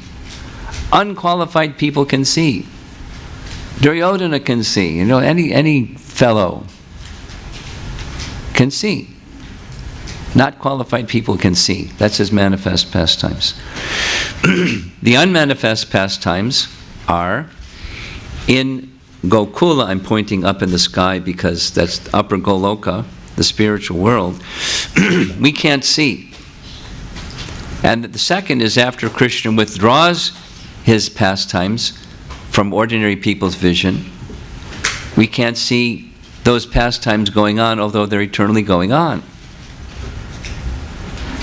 Like the residents of Vrindavan, the 6 Goswamis were able to see Krishna's pastimes. When we go there, we don't see, but the qualified person can see. So those are the unmanifest. So the Sanskrit terms, those of you who like Sanskrit terms, prakat and aprakat, manifest and unmanifest. So his statement is, there's no distinction between the two. And the appearance that there's a distinction between the two, he says, Jiva Goswami has given this nice term, Vip Brahma Vilas. So, what does that mean? Joyous pastimes by the medium of seeming error, or as the contrivance of Yogamaya. Now, what does that mean? The Sanskrit, vilasa, is a term that means pastime. Like Damodar Vilas is the pastimes of Damodar. The binding of Krishna. Binding of Damodar, the Krishna, around the waist. Dama Udara, around the waist. He was bound with a rope. And Vilas means joyous pastimes. It's a particular term, like Leela means pastime. Vilas means the same thing, but it has a connotation, it's like jubilant, joyful. especially. So, vilas, that's the meaning of that word, and then vibhrama, vilas. I'll just go forward a bit, and where is it? Where's that slide? Yeah, here's the 4 defects of every conditioned soul. You know, this is in what? It's in Nectar of Instruction. No, it's in Sri Ishopanishad. Those of you that teach Sri Ishopanishad, yes? For every living entity that's conditioned, by the way, that's us, there's defects. And the first listed in that 4 of defects is BHRAMA, prone to make mistakes. That's a defect. Like this question about, you know, unwholesomeness and wholesomeness. This is an unwholesomeness that we have. We have a tendency to make mistakes. We'll come back to this slide again, but when you put VI, the prefix V Brahma, it amplifies it. It's very mistaken. Big error. Vibhrama, vilas are, now we'll go back. This is Jiva Goswami's language, where Bhaktisiddhanta is quoting him, saying, where it appears that there's a difference between Goloka and Gokula, it's only in a seeming sense of error that there are such differences. Something that's different from what it appears to be.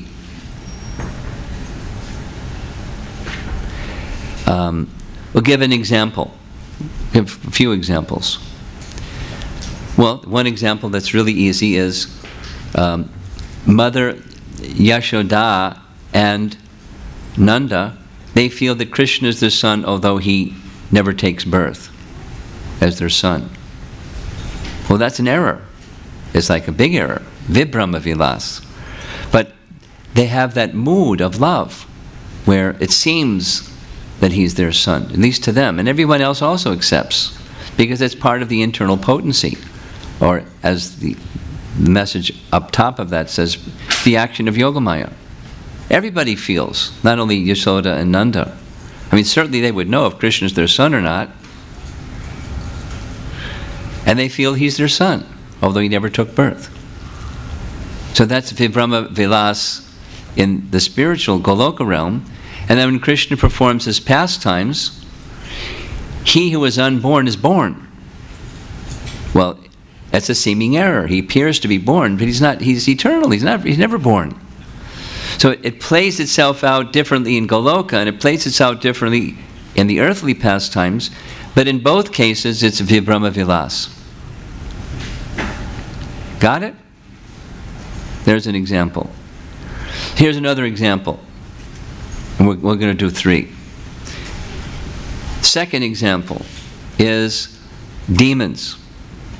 In Krishna's earthly pastimes, it seems that there's demons. Surely it seems there are demons. There are these living entities sent by Kamsa. They go to try to kill Krishna. Krishna gives them the KO and they're finished. And they're liberated. The soul goes into the position of liberation because being by the hand of Krishna, they're killed by Krishna. But actually there's no demons, because how can a demon come before the Supreme Pure? It can't. And in Goloka, there's no demons, but the way it's described in Gopal Champu is from time to time one unknown person comes running through Vrindavan and calls out, "Watch out! Here comes Aristasura!" There's no Aristasura. And this unknown person, who is he? It's the Yogamaya potency arranging this emotion. So everyone goes, "Oh, Krishna, help! Please give us shelter." And Krishna gives shelter. But there was never, Aristasura never comes. But it's a bhava. And thinking Aristasura is coming, it's an error. Vibhrama Vilas. something seemingly different from what it appears to be. That's his language. So that's two examples. Birth, demons, and now the third example is marriage. In Goloka, there's no marriages. The gopis do not marry, and there's no children between the husbands that they haven't married and them. There's no marriages. But there's this bhava that they're married, although there was no marriage. Got it? So, to allow the sense of intimacy of love between Krishna, who they are expansions of his Hladini Shakti, they have this bhava, the sense that they're married, and then they enjoy pastimes with Krishna as if enjoying outside of marriage. Which, in this world, that's irreligious. But in that world, it's a lila. It intensifies the feeling of love.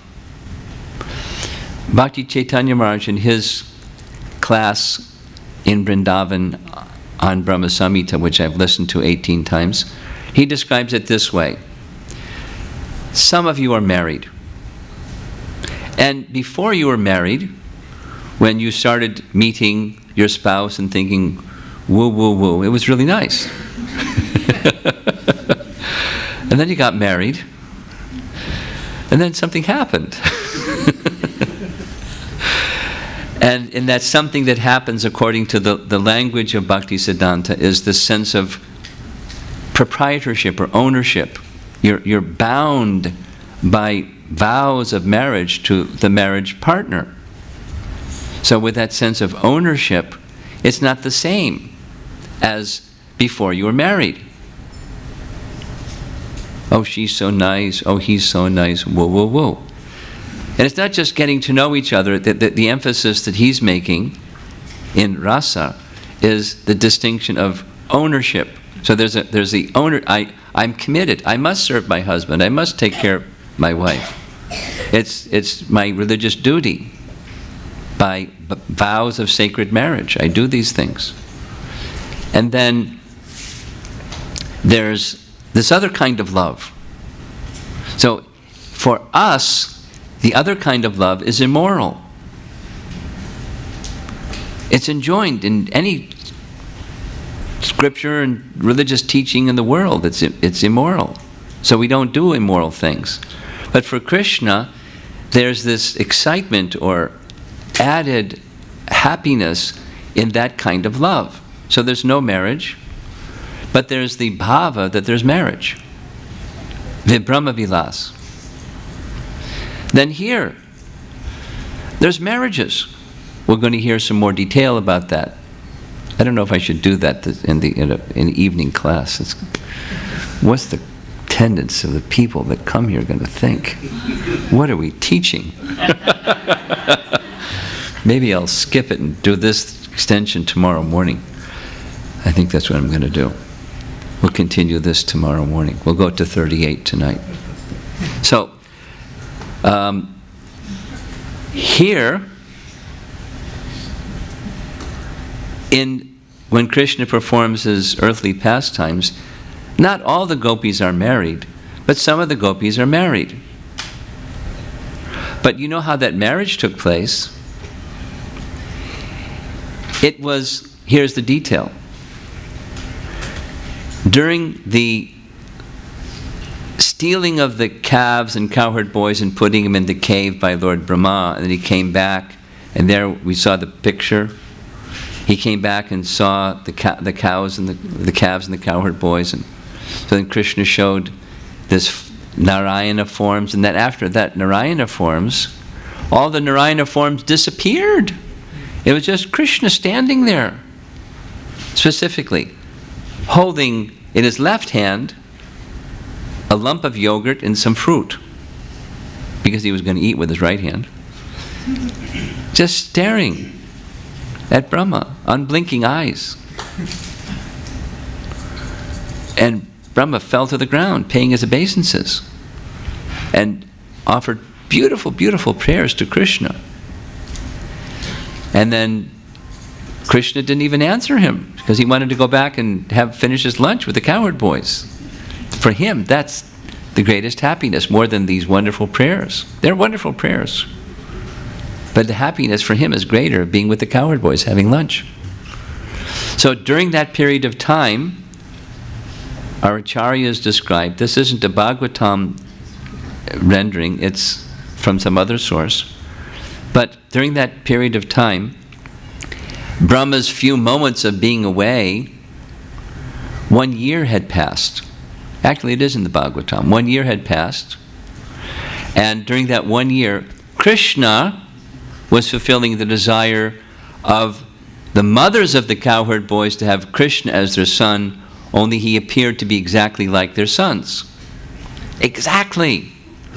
What mother couldn't tell who their son is from an imposter son?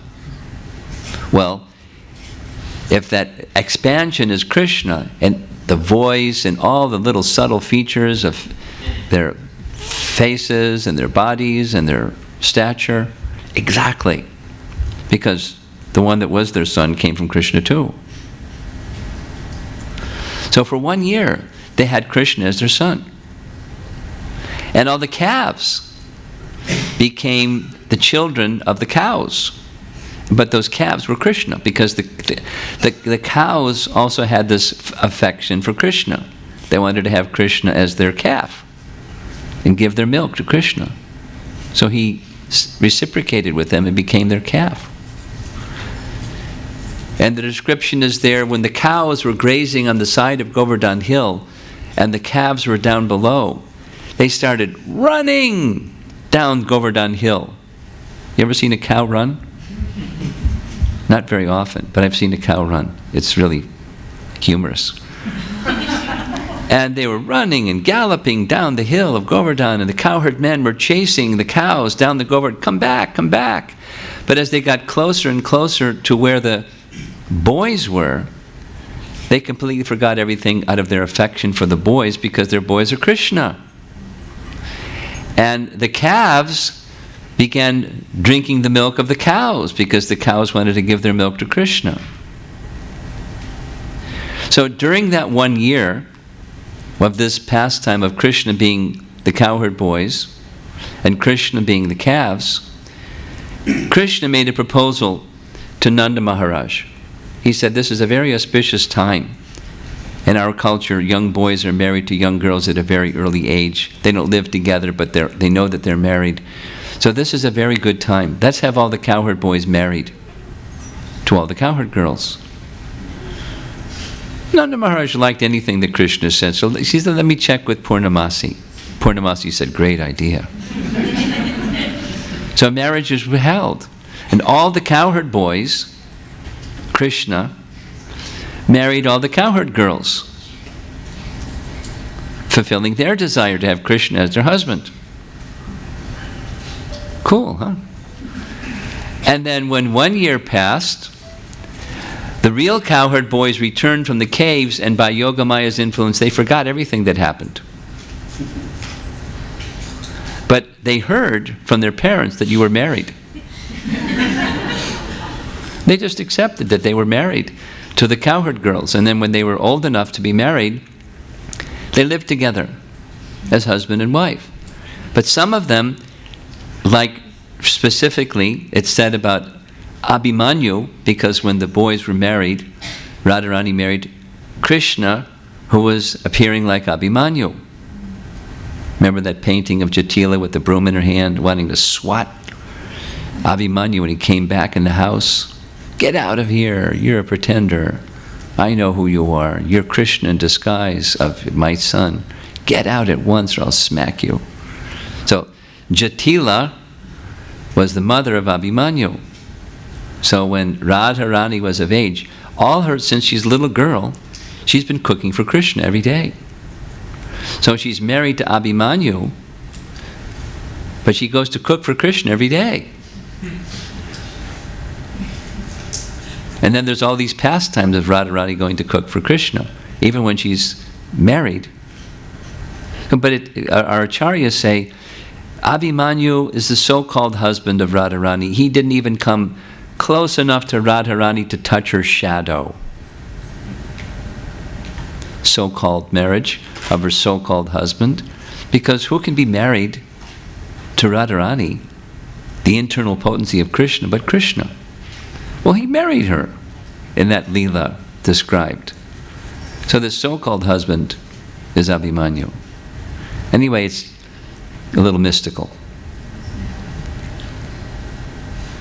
But that's this Vibhrama Vilas, joyous pastimes by the medium of seeming error as the contrivance of Yogamaya. So now there's these two terms, Swakiya and Parakiya. And what they mean is, Swakiya is husband and wife. They're married. They have a relationship of husband and wife in marriage. And Parakiya is the other kind, where they're not married. And they have an intimate relationship with one another, boy and girl. Or married and having a relationship on the side with another man who's not her husband. In Vedic culture, aside from the rest of the world, that's sinful. It's a no-no. So when Krishna performs what is considered to be Parakiya Rasa, moralists go, oh my God. You've probably heard it somewhere along the line.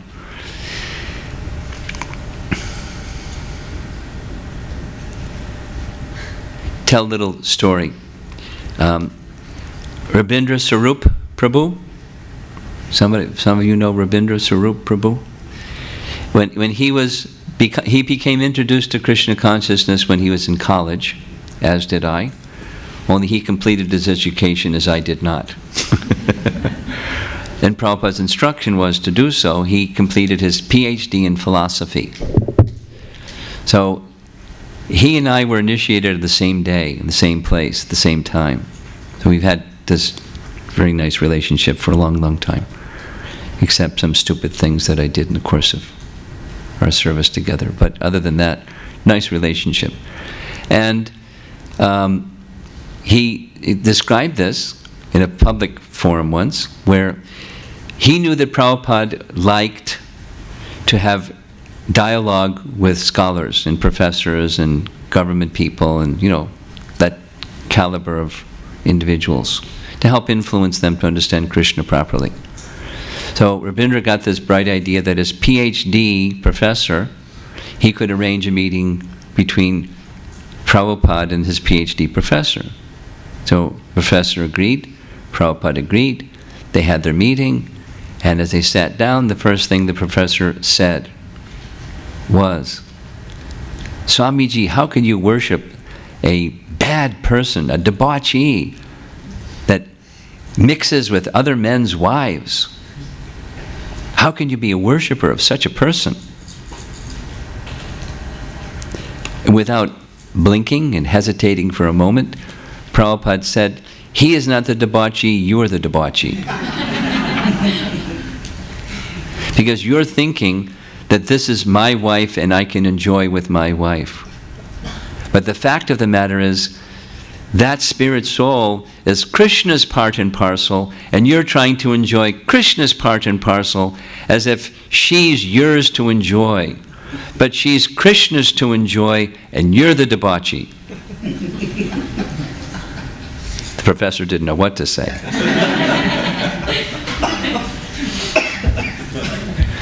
In fact, Prabhupada writes the same thing in Krishna book. That's another one of the slides coming up. But it's it's not easy to understand. If you have a material conception of life, forget it. If you're a jnani, forget it. Only through the medium of devotion is it possible. And even then, we hold on to our worldly sensibilities that say this is right and wrong. We want to confine Krishna to our parameters, but it's not It's not so. It's not accurate to do so. And therein lies a problem. So a major part of the purport of text 37, which will continue tomorrow morning, not tonight, is his discussion on this Swakiya Parakiya topic. There's a lot to say about it, and it's important to understand it, both for your edification and perhaps relieving your heart of perhaps some uncertainty, or just like looking the other way because I don't want to think about it because I don't want to think about it. So there's a way to clearly explain, and if you don't understand it, read it again and read it again and read it again, or listen to it again. But the explanation is provided very, very, very eloquently and precisely by Bhaktisiddhanta in this purport. The second part is, you may encounter somebody somewhere along the line who says, like that professor said to Srila Prabhupada, or they may not say it so grossly, but in a questioning way or a challenging way, saying, what about this? How can... There are Vaishnavas that they worship only the childhood pastimes of Krishna and not the other pastimes of Krishna, because the other pastimes of Krishna, as far as they're concerned, they're bad. Here's one from Mahatma Gandhi. Mahatma Gandhi said, there are two Krishnas. Krishna's a name. Somebody can be named, Tom and Bill and Bob. So Krishna's a name. And as far as I'm concerned, there are two Krishnas. There's Krishna who instructed Arjuna in Bhagavad Gita, and there's this other one. This one that's immoral, and I don't like him. And if I have to accept it's one Krishna, this immoral one that I don't like, then I give up my Hinduism. My Krishna is da-da-da-da-da-da. That's Mahatma Gandhi. What to speak of, a fellow on the street. Or, a pious Hindu that understands, what is to be done, what is not to be done. What is right and what is wrong, what is moral, what is immoral. Thinking the standard that I have for my conduct, which is the correct standard, such a thing is immoral. And when Krishna does, they're worshipping Krishna, doing immoral things. So you follow the importance of wholesome, unwholesome language of Bhaktisiddhanta. So let us continue tomorrow morning. And let's see how far we get, because it takes some time to do this properly. Any discussion? Yes.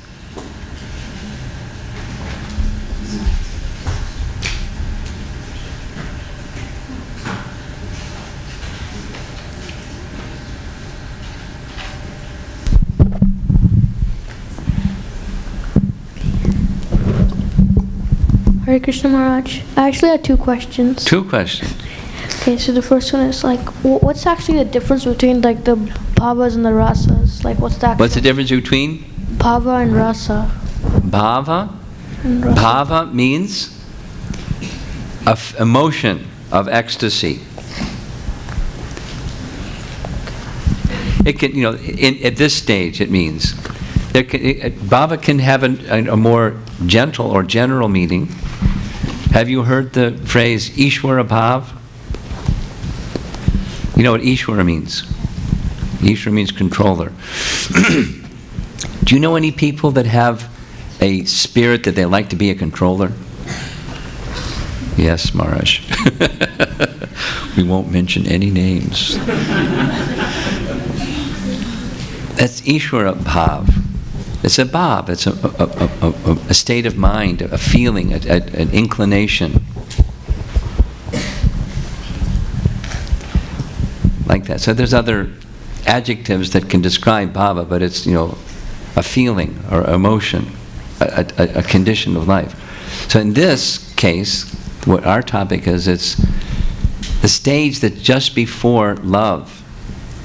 It's ecstatic emotion in relation to Krishna and service to Krishna. Rasa is a particular type of attraction of love and service. This type, that type, that type.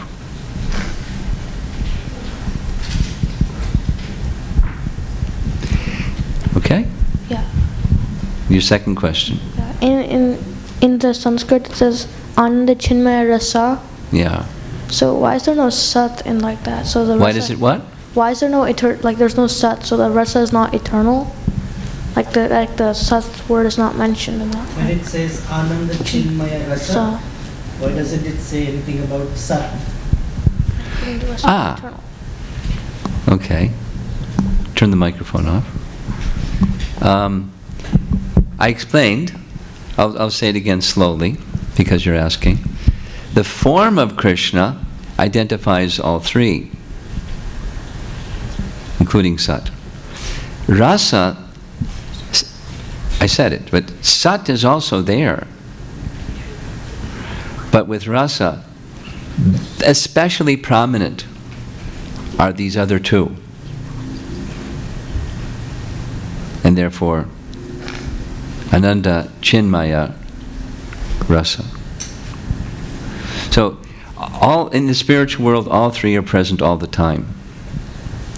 But if you recall, maybe you heard the seminar, previous one, in the manifestation of Goloka, described in those first three verses, or 3, 4, and 5, it's the Sat potency of Balaram, or his all-accommodating potency that manifests the abode of Krishna, the forms in Goloka. So there is the prominence of the Sat, or Sandini potency. The others are there, but this one is prominent. You got it? So with Rasa, these two are especially prominent. And you know, like your question, when Hladini Shakti is missing, and one is just studying, well, they're trying to reach toward the Chit Shakti, but not getting it, actually.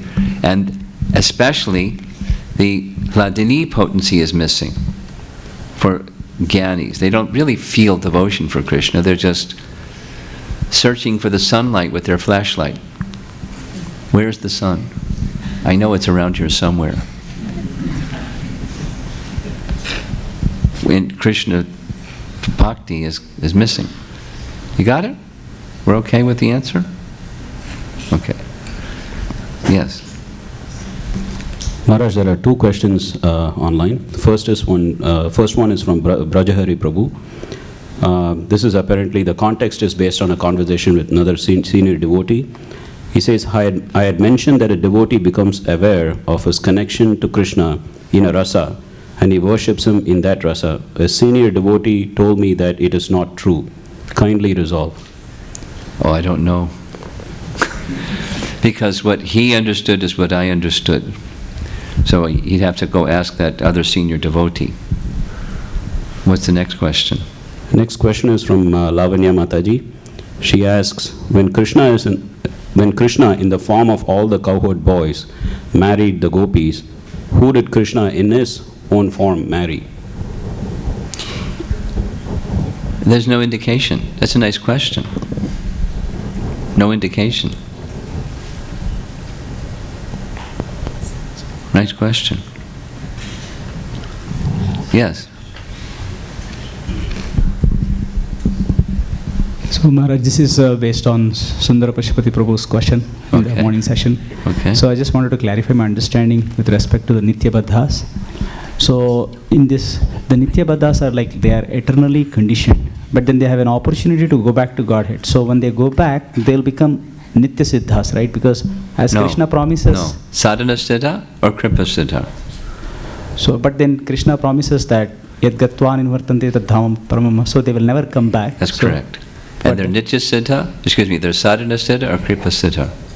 They will, okay. Not Nitya Siddha. Nice try though. Okay. Thank you, Maharaj. You're welcome. So another question. Okay. So you said that there are no birth pastimes in the Goloka Vrindavan. Yes. So but then what about the childhood pastimes where... There's childhood pastimes, no problem. Okay. No problem. But there's no pregnancy in birth. So but then another following question to that one, like then if there are no children, right? The parents, I mean, seemingly they get married, but then there is no children. But then what about the childhood friends of Krishna? Like, what is their relationship? They're Nitya Siddha. There's the, I mean, these are detailed things that our acharyas haven't elaborated on, so I'm just speaking more by inference than by our acharyas said. But by inference, there's this bhava that these are our children. Period. Now, how does it work when souls become perfected and enter into the spiritual realm? How does it work? Where'd this guy come from? Where'd this cowherd boy come from? How does he become the son of this mother and father with this name and so forth? No technology is described, but it's the contrivance of the Yogamaya potency. By Yogamaya potency accept this child.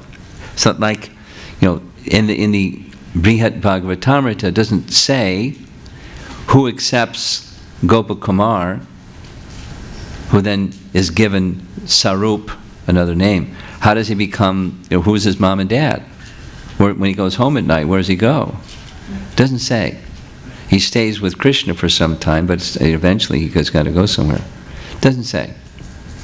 But somehow, by contrivance of Yogamaya potency, one accepts. That's all. Without the technology. Thank you, Maharaj. Hare Krishna. In the back, some ladies have some questions. Oh, you got the phone. Oh, go ahead. Aditi, go right ahead. So we know about the qualities of Krishna, but how would you use them to explain to someone else that Krishna is real and like you believe in him? And how would you use it to explain Krishna? Depends on the person. Depends on the person. I mean, some people have an issue just, if they're either over on this side of atheist or even a little more softer of agnostic, I'm not sure, then your mission is to help them understand, well, it's plausible to accept that there's a person, that there's a supreme person who does, who from whom everything comes. Depends on the situation, who you're interacting with. Yes, Sriniti. Maharaj, this is actually from my mom. Your mom? Yeah. Text message, huh? Yeah. Okay. She was asking, can a devotee have more than one rasa relationship with Krishna according to particular moods they carry on different times in the Bhava Bhakti stage? There's no indication of that. Okay. Nice try. Here's something that Tamal Krishna Maharaj said in this relation. It's not exactly responding to her question. He said that he specifically asked Prabhupada, it's a little bit like Brajabihari's question, if Brajabihari is still online. He asked, is our rasa fixed, or can our rasa become something and then become something else? Like that. And Prabhupada, he expected Prabhupada would say fixed. But Prabhupada's answer was, in the spiritual world, things are not static, they're ecstatic. Indicating that through association, this can become more like that. So in response to Brajabihari, his understanding matches my understanding. At the same time, association makes a huge difference. Just like we're associating with Lord Chaitanya and Lord Chaitanya's teachings and Lord Chaitanya's followers of his teachings. So by that association, it inclines us towards Braja Bhakti as opposed to Vaikuntha Bhakti. By association, it's only natural. Okay. Yes. Hare Krishna Maharaj. I have a question from the morning session. Okay.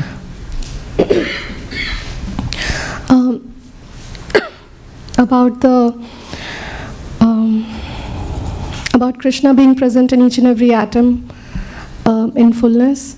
So we also have Paramatma in our heart. Yes. When we talk about in a special way, like soul and super soul residing in our heart, and I also read about the dimensions and all that stuff. So how is that form of Krishna different from Krishna present in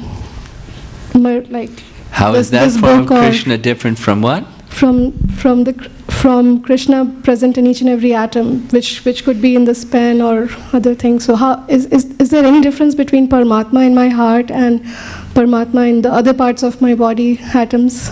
No. No. Because he's just one entity. How many Paramatmas are in this room? However many people there are in this room, whatever the number is, 50 or whatever the number is, 40 or whatever the number is. How many Paramatmas are there? One. How many atoms are there? Who can count them all? How many Paramatmas are there? One. Does that answer your question?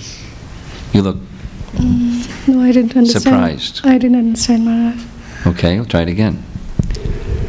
How to do it differently.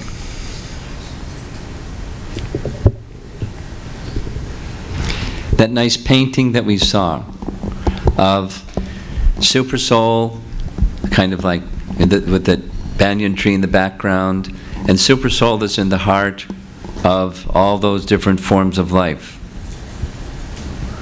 So all those different forms of life. There's a dog, there's an elephant, there's a Brahmin, there's a laborer, etc., etc., a tree, a plant, a bird.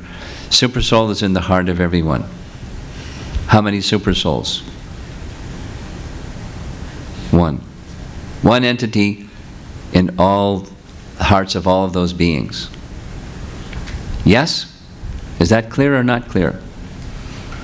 Yes, but is it not that I have super soul and she has super soul and... Same one, same super soul. You're not a different super soul A, super soul B, and super soul C. Are they not the expansions? The same super soul. Anyway, pass the microphone, because that's the way it is. And that same super soul is within every atom too. It's one super soul. He's all pervasive. Although within the heart of everyone. Don't limit him, please. He's not limited. Yes?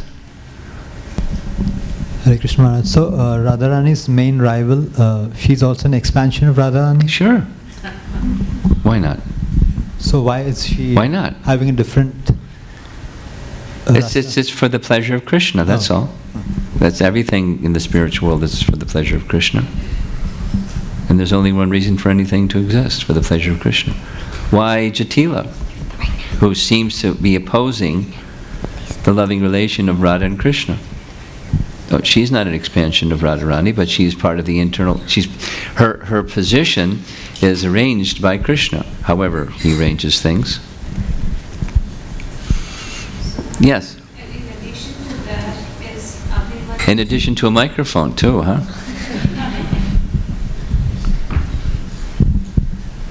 Thank you.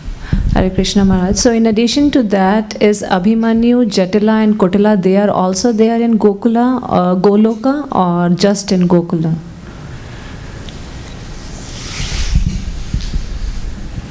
I don't know. If they're there, it's not as the husband of Radharani. if they're there. Okay. And one more thing, I just wanted to confirm that I got the right thing. So when the unknown person runs and says that there is a demon, Arishtasura is coming, that is in Golok. Yes. It's not in Gokula, there are demons. Oh, yeah. Yes. Gokula, there is. Arishtasura comes, look out. Right. And in Golok, it's just the pastime thing. Now, just the bhava. Back to your earlier question.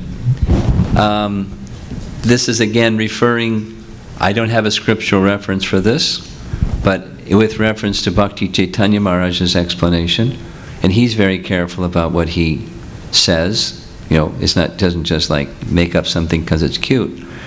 So he describes, in relation to the bhava that there's husbands, similarly someone comes running into the scene and says, look out, Abhimanyu is coming. And, Govardhan Mala is coming. That's the husband of Chandravali, Govardhan Mala. So those personalities exist, apparently, but it's only, at least, whether they exist or they don't exist, it's a bhava that there's marriages.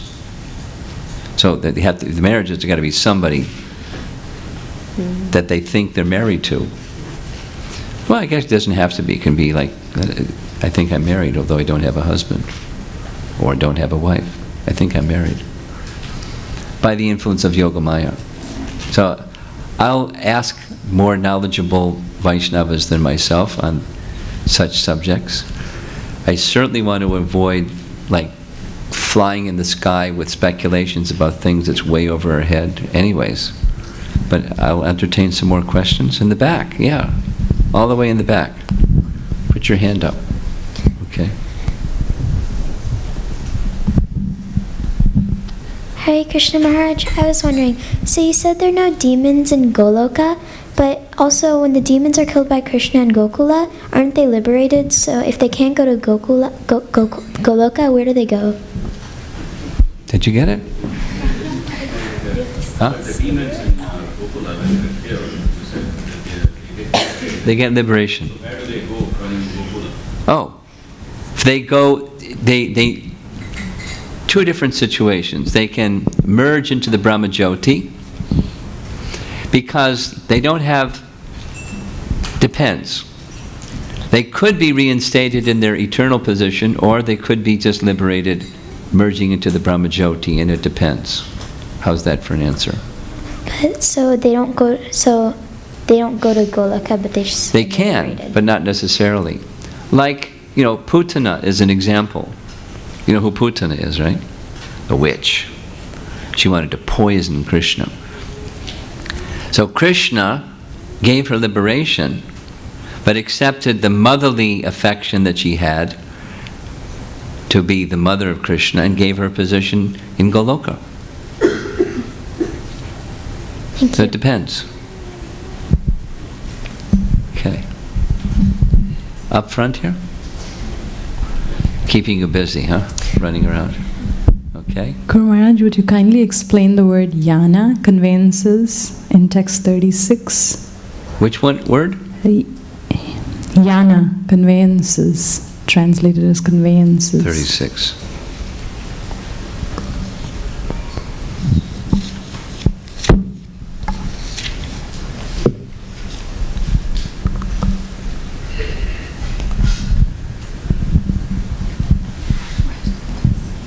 I don't see the word you're looking at, or is mentioning. Yad bhava bhava dadyo, that one? Yes. Which word are you referring to? Yana. Yana. Oh, there it is. Okay. Yana. Conveyances. In Vrindavan they ride in bullock carts. In Mathura they ride in other chariots. And, the queens may be taken in palanquins. Appropriate conveyances.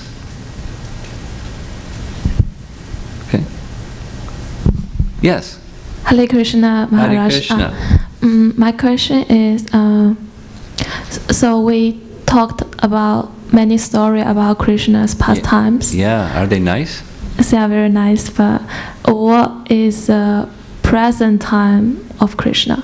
What is the present? Time of Krishna. What's his present time?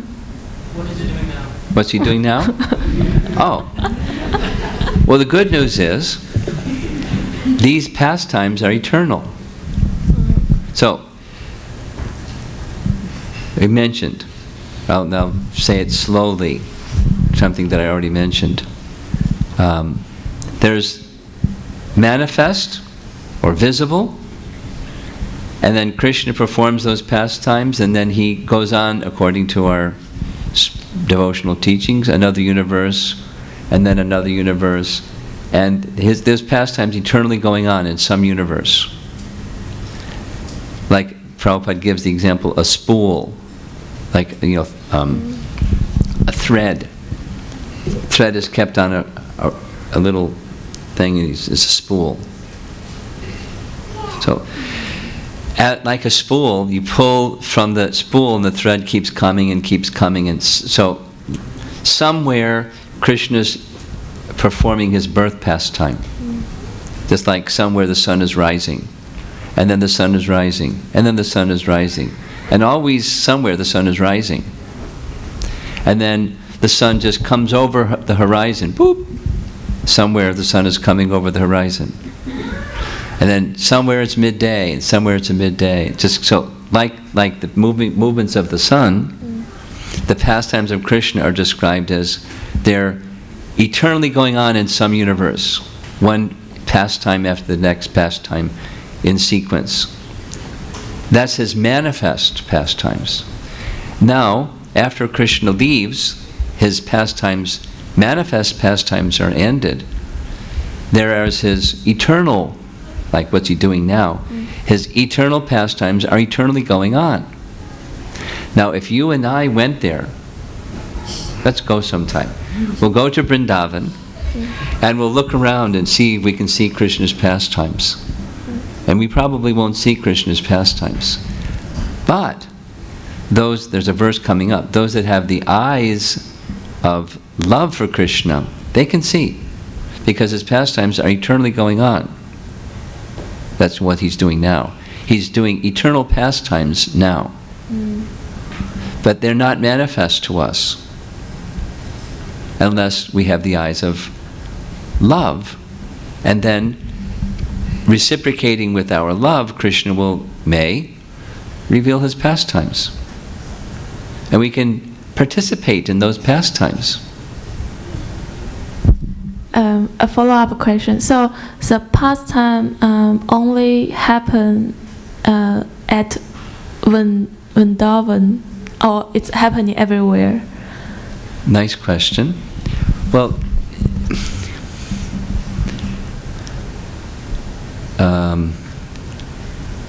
Krishna can appear wherever. There's no restriction. There's no law that says he can't. He makes the laws, and he breaks the laws. So he can appear wherever he wants. But he appears where there is love. And especially in those places that are his eternal abode, or his eternal dham, or place of residence, he appears there. So maybe you remember, I showed this nice picture of this drawing of the yantra, of the lotus with Radha and Krishna in the middle, and the petals, and then the white region outside, quadrangular region. That's other places where Krishna performs pastimes and makes it as his eternal residence. So commonly he appears there. Because it's not a bodily, I was born in China, or I was born in the United States, and therefore, yay, China, yay, United States. It's not like that. It's his eternal abode. So he has affinity, naturally, for his eternal abode, and vice versa. So generally he appears there. But Krishna can appear anywhere. where there's love of his devotee. And he can exchange loving dealings. He can talk and do things with his devotee. No restriction.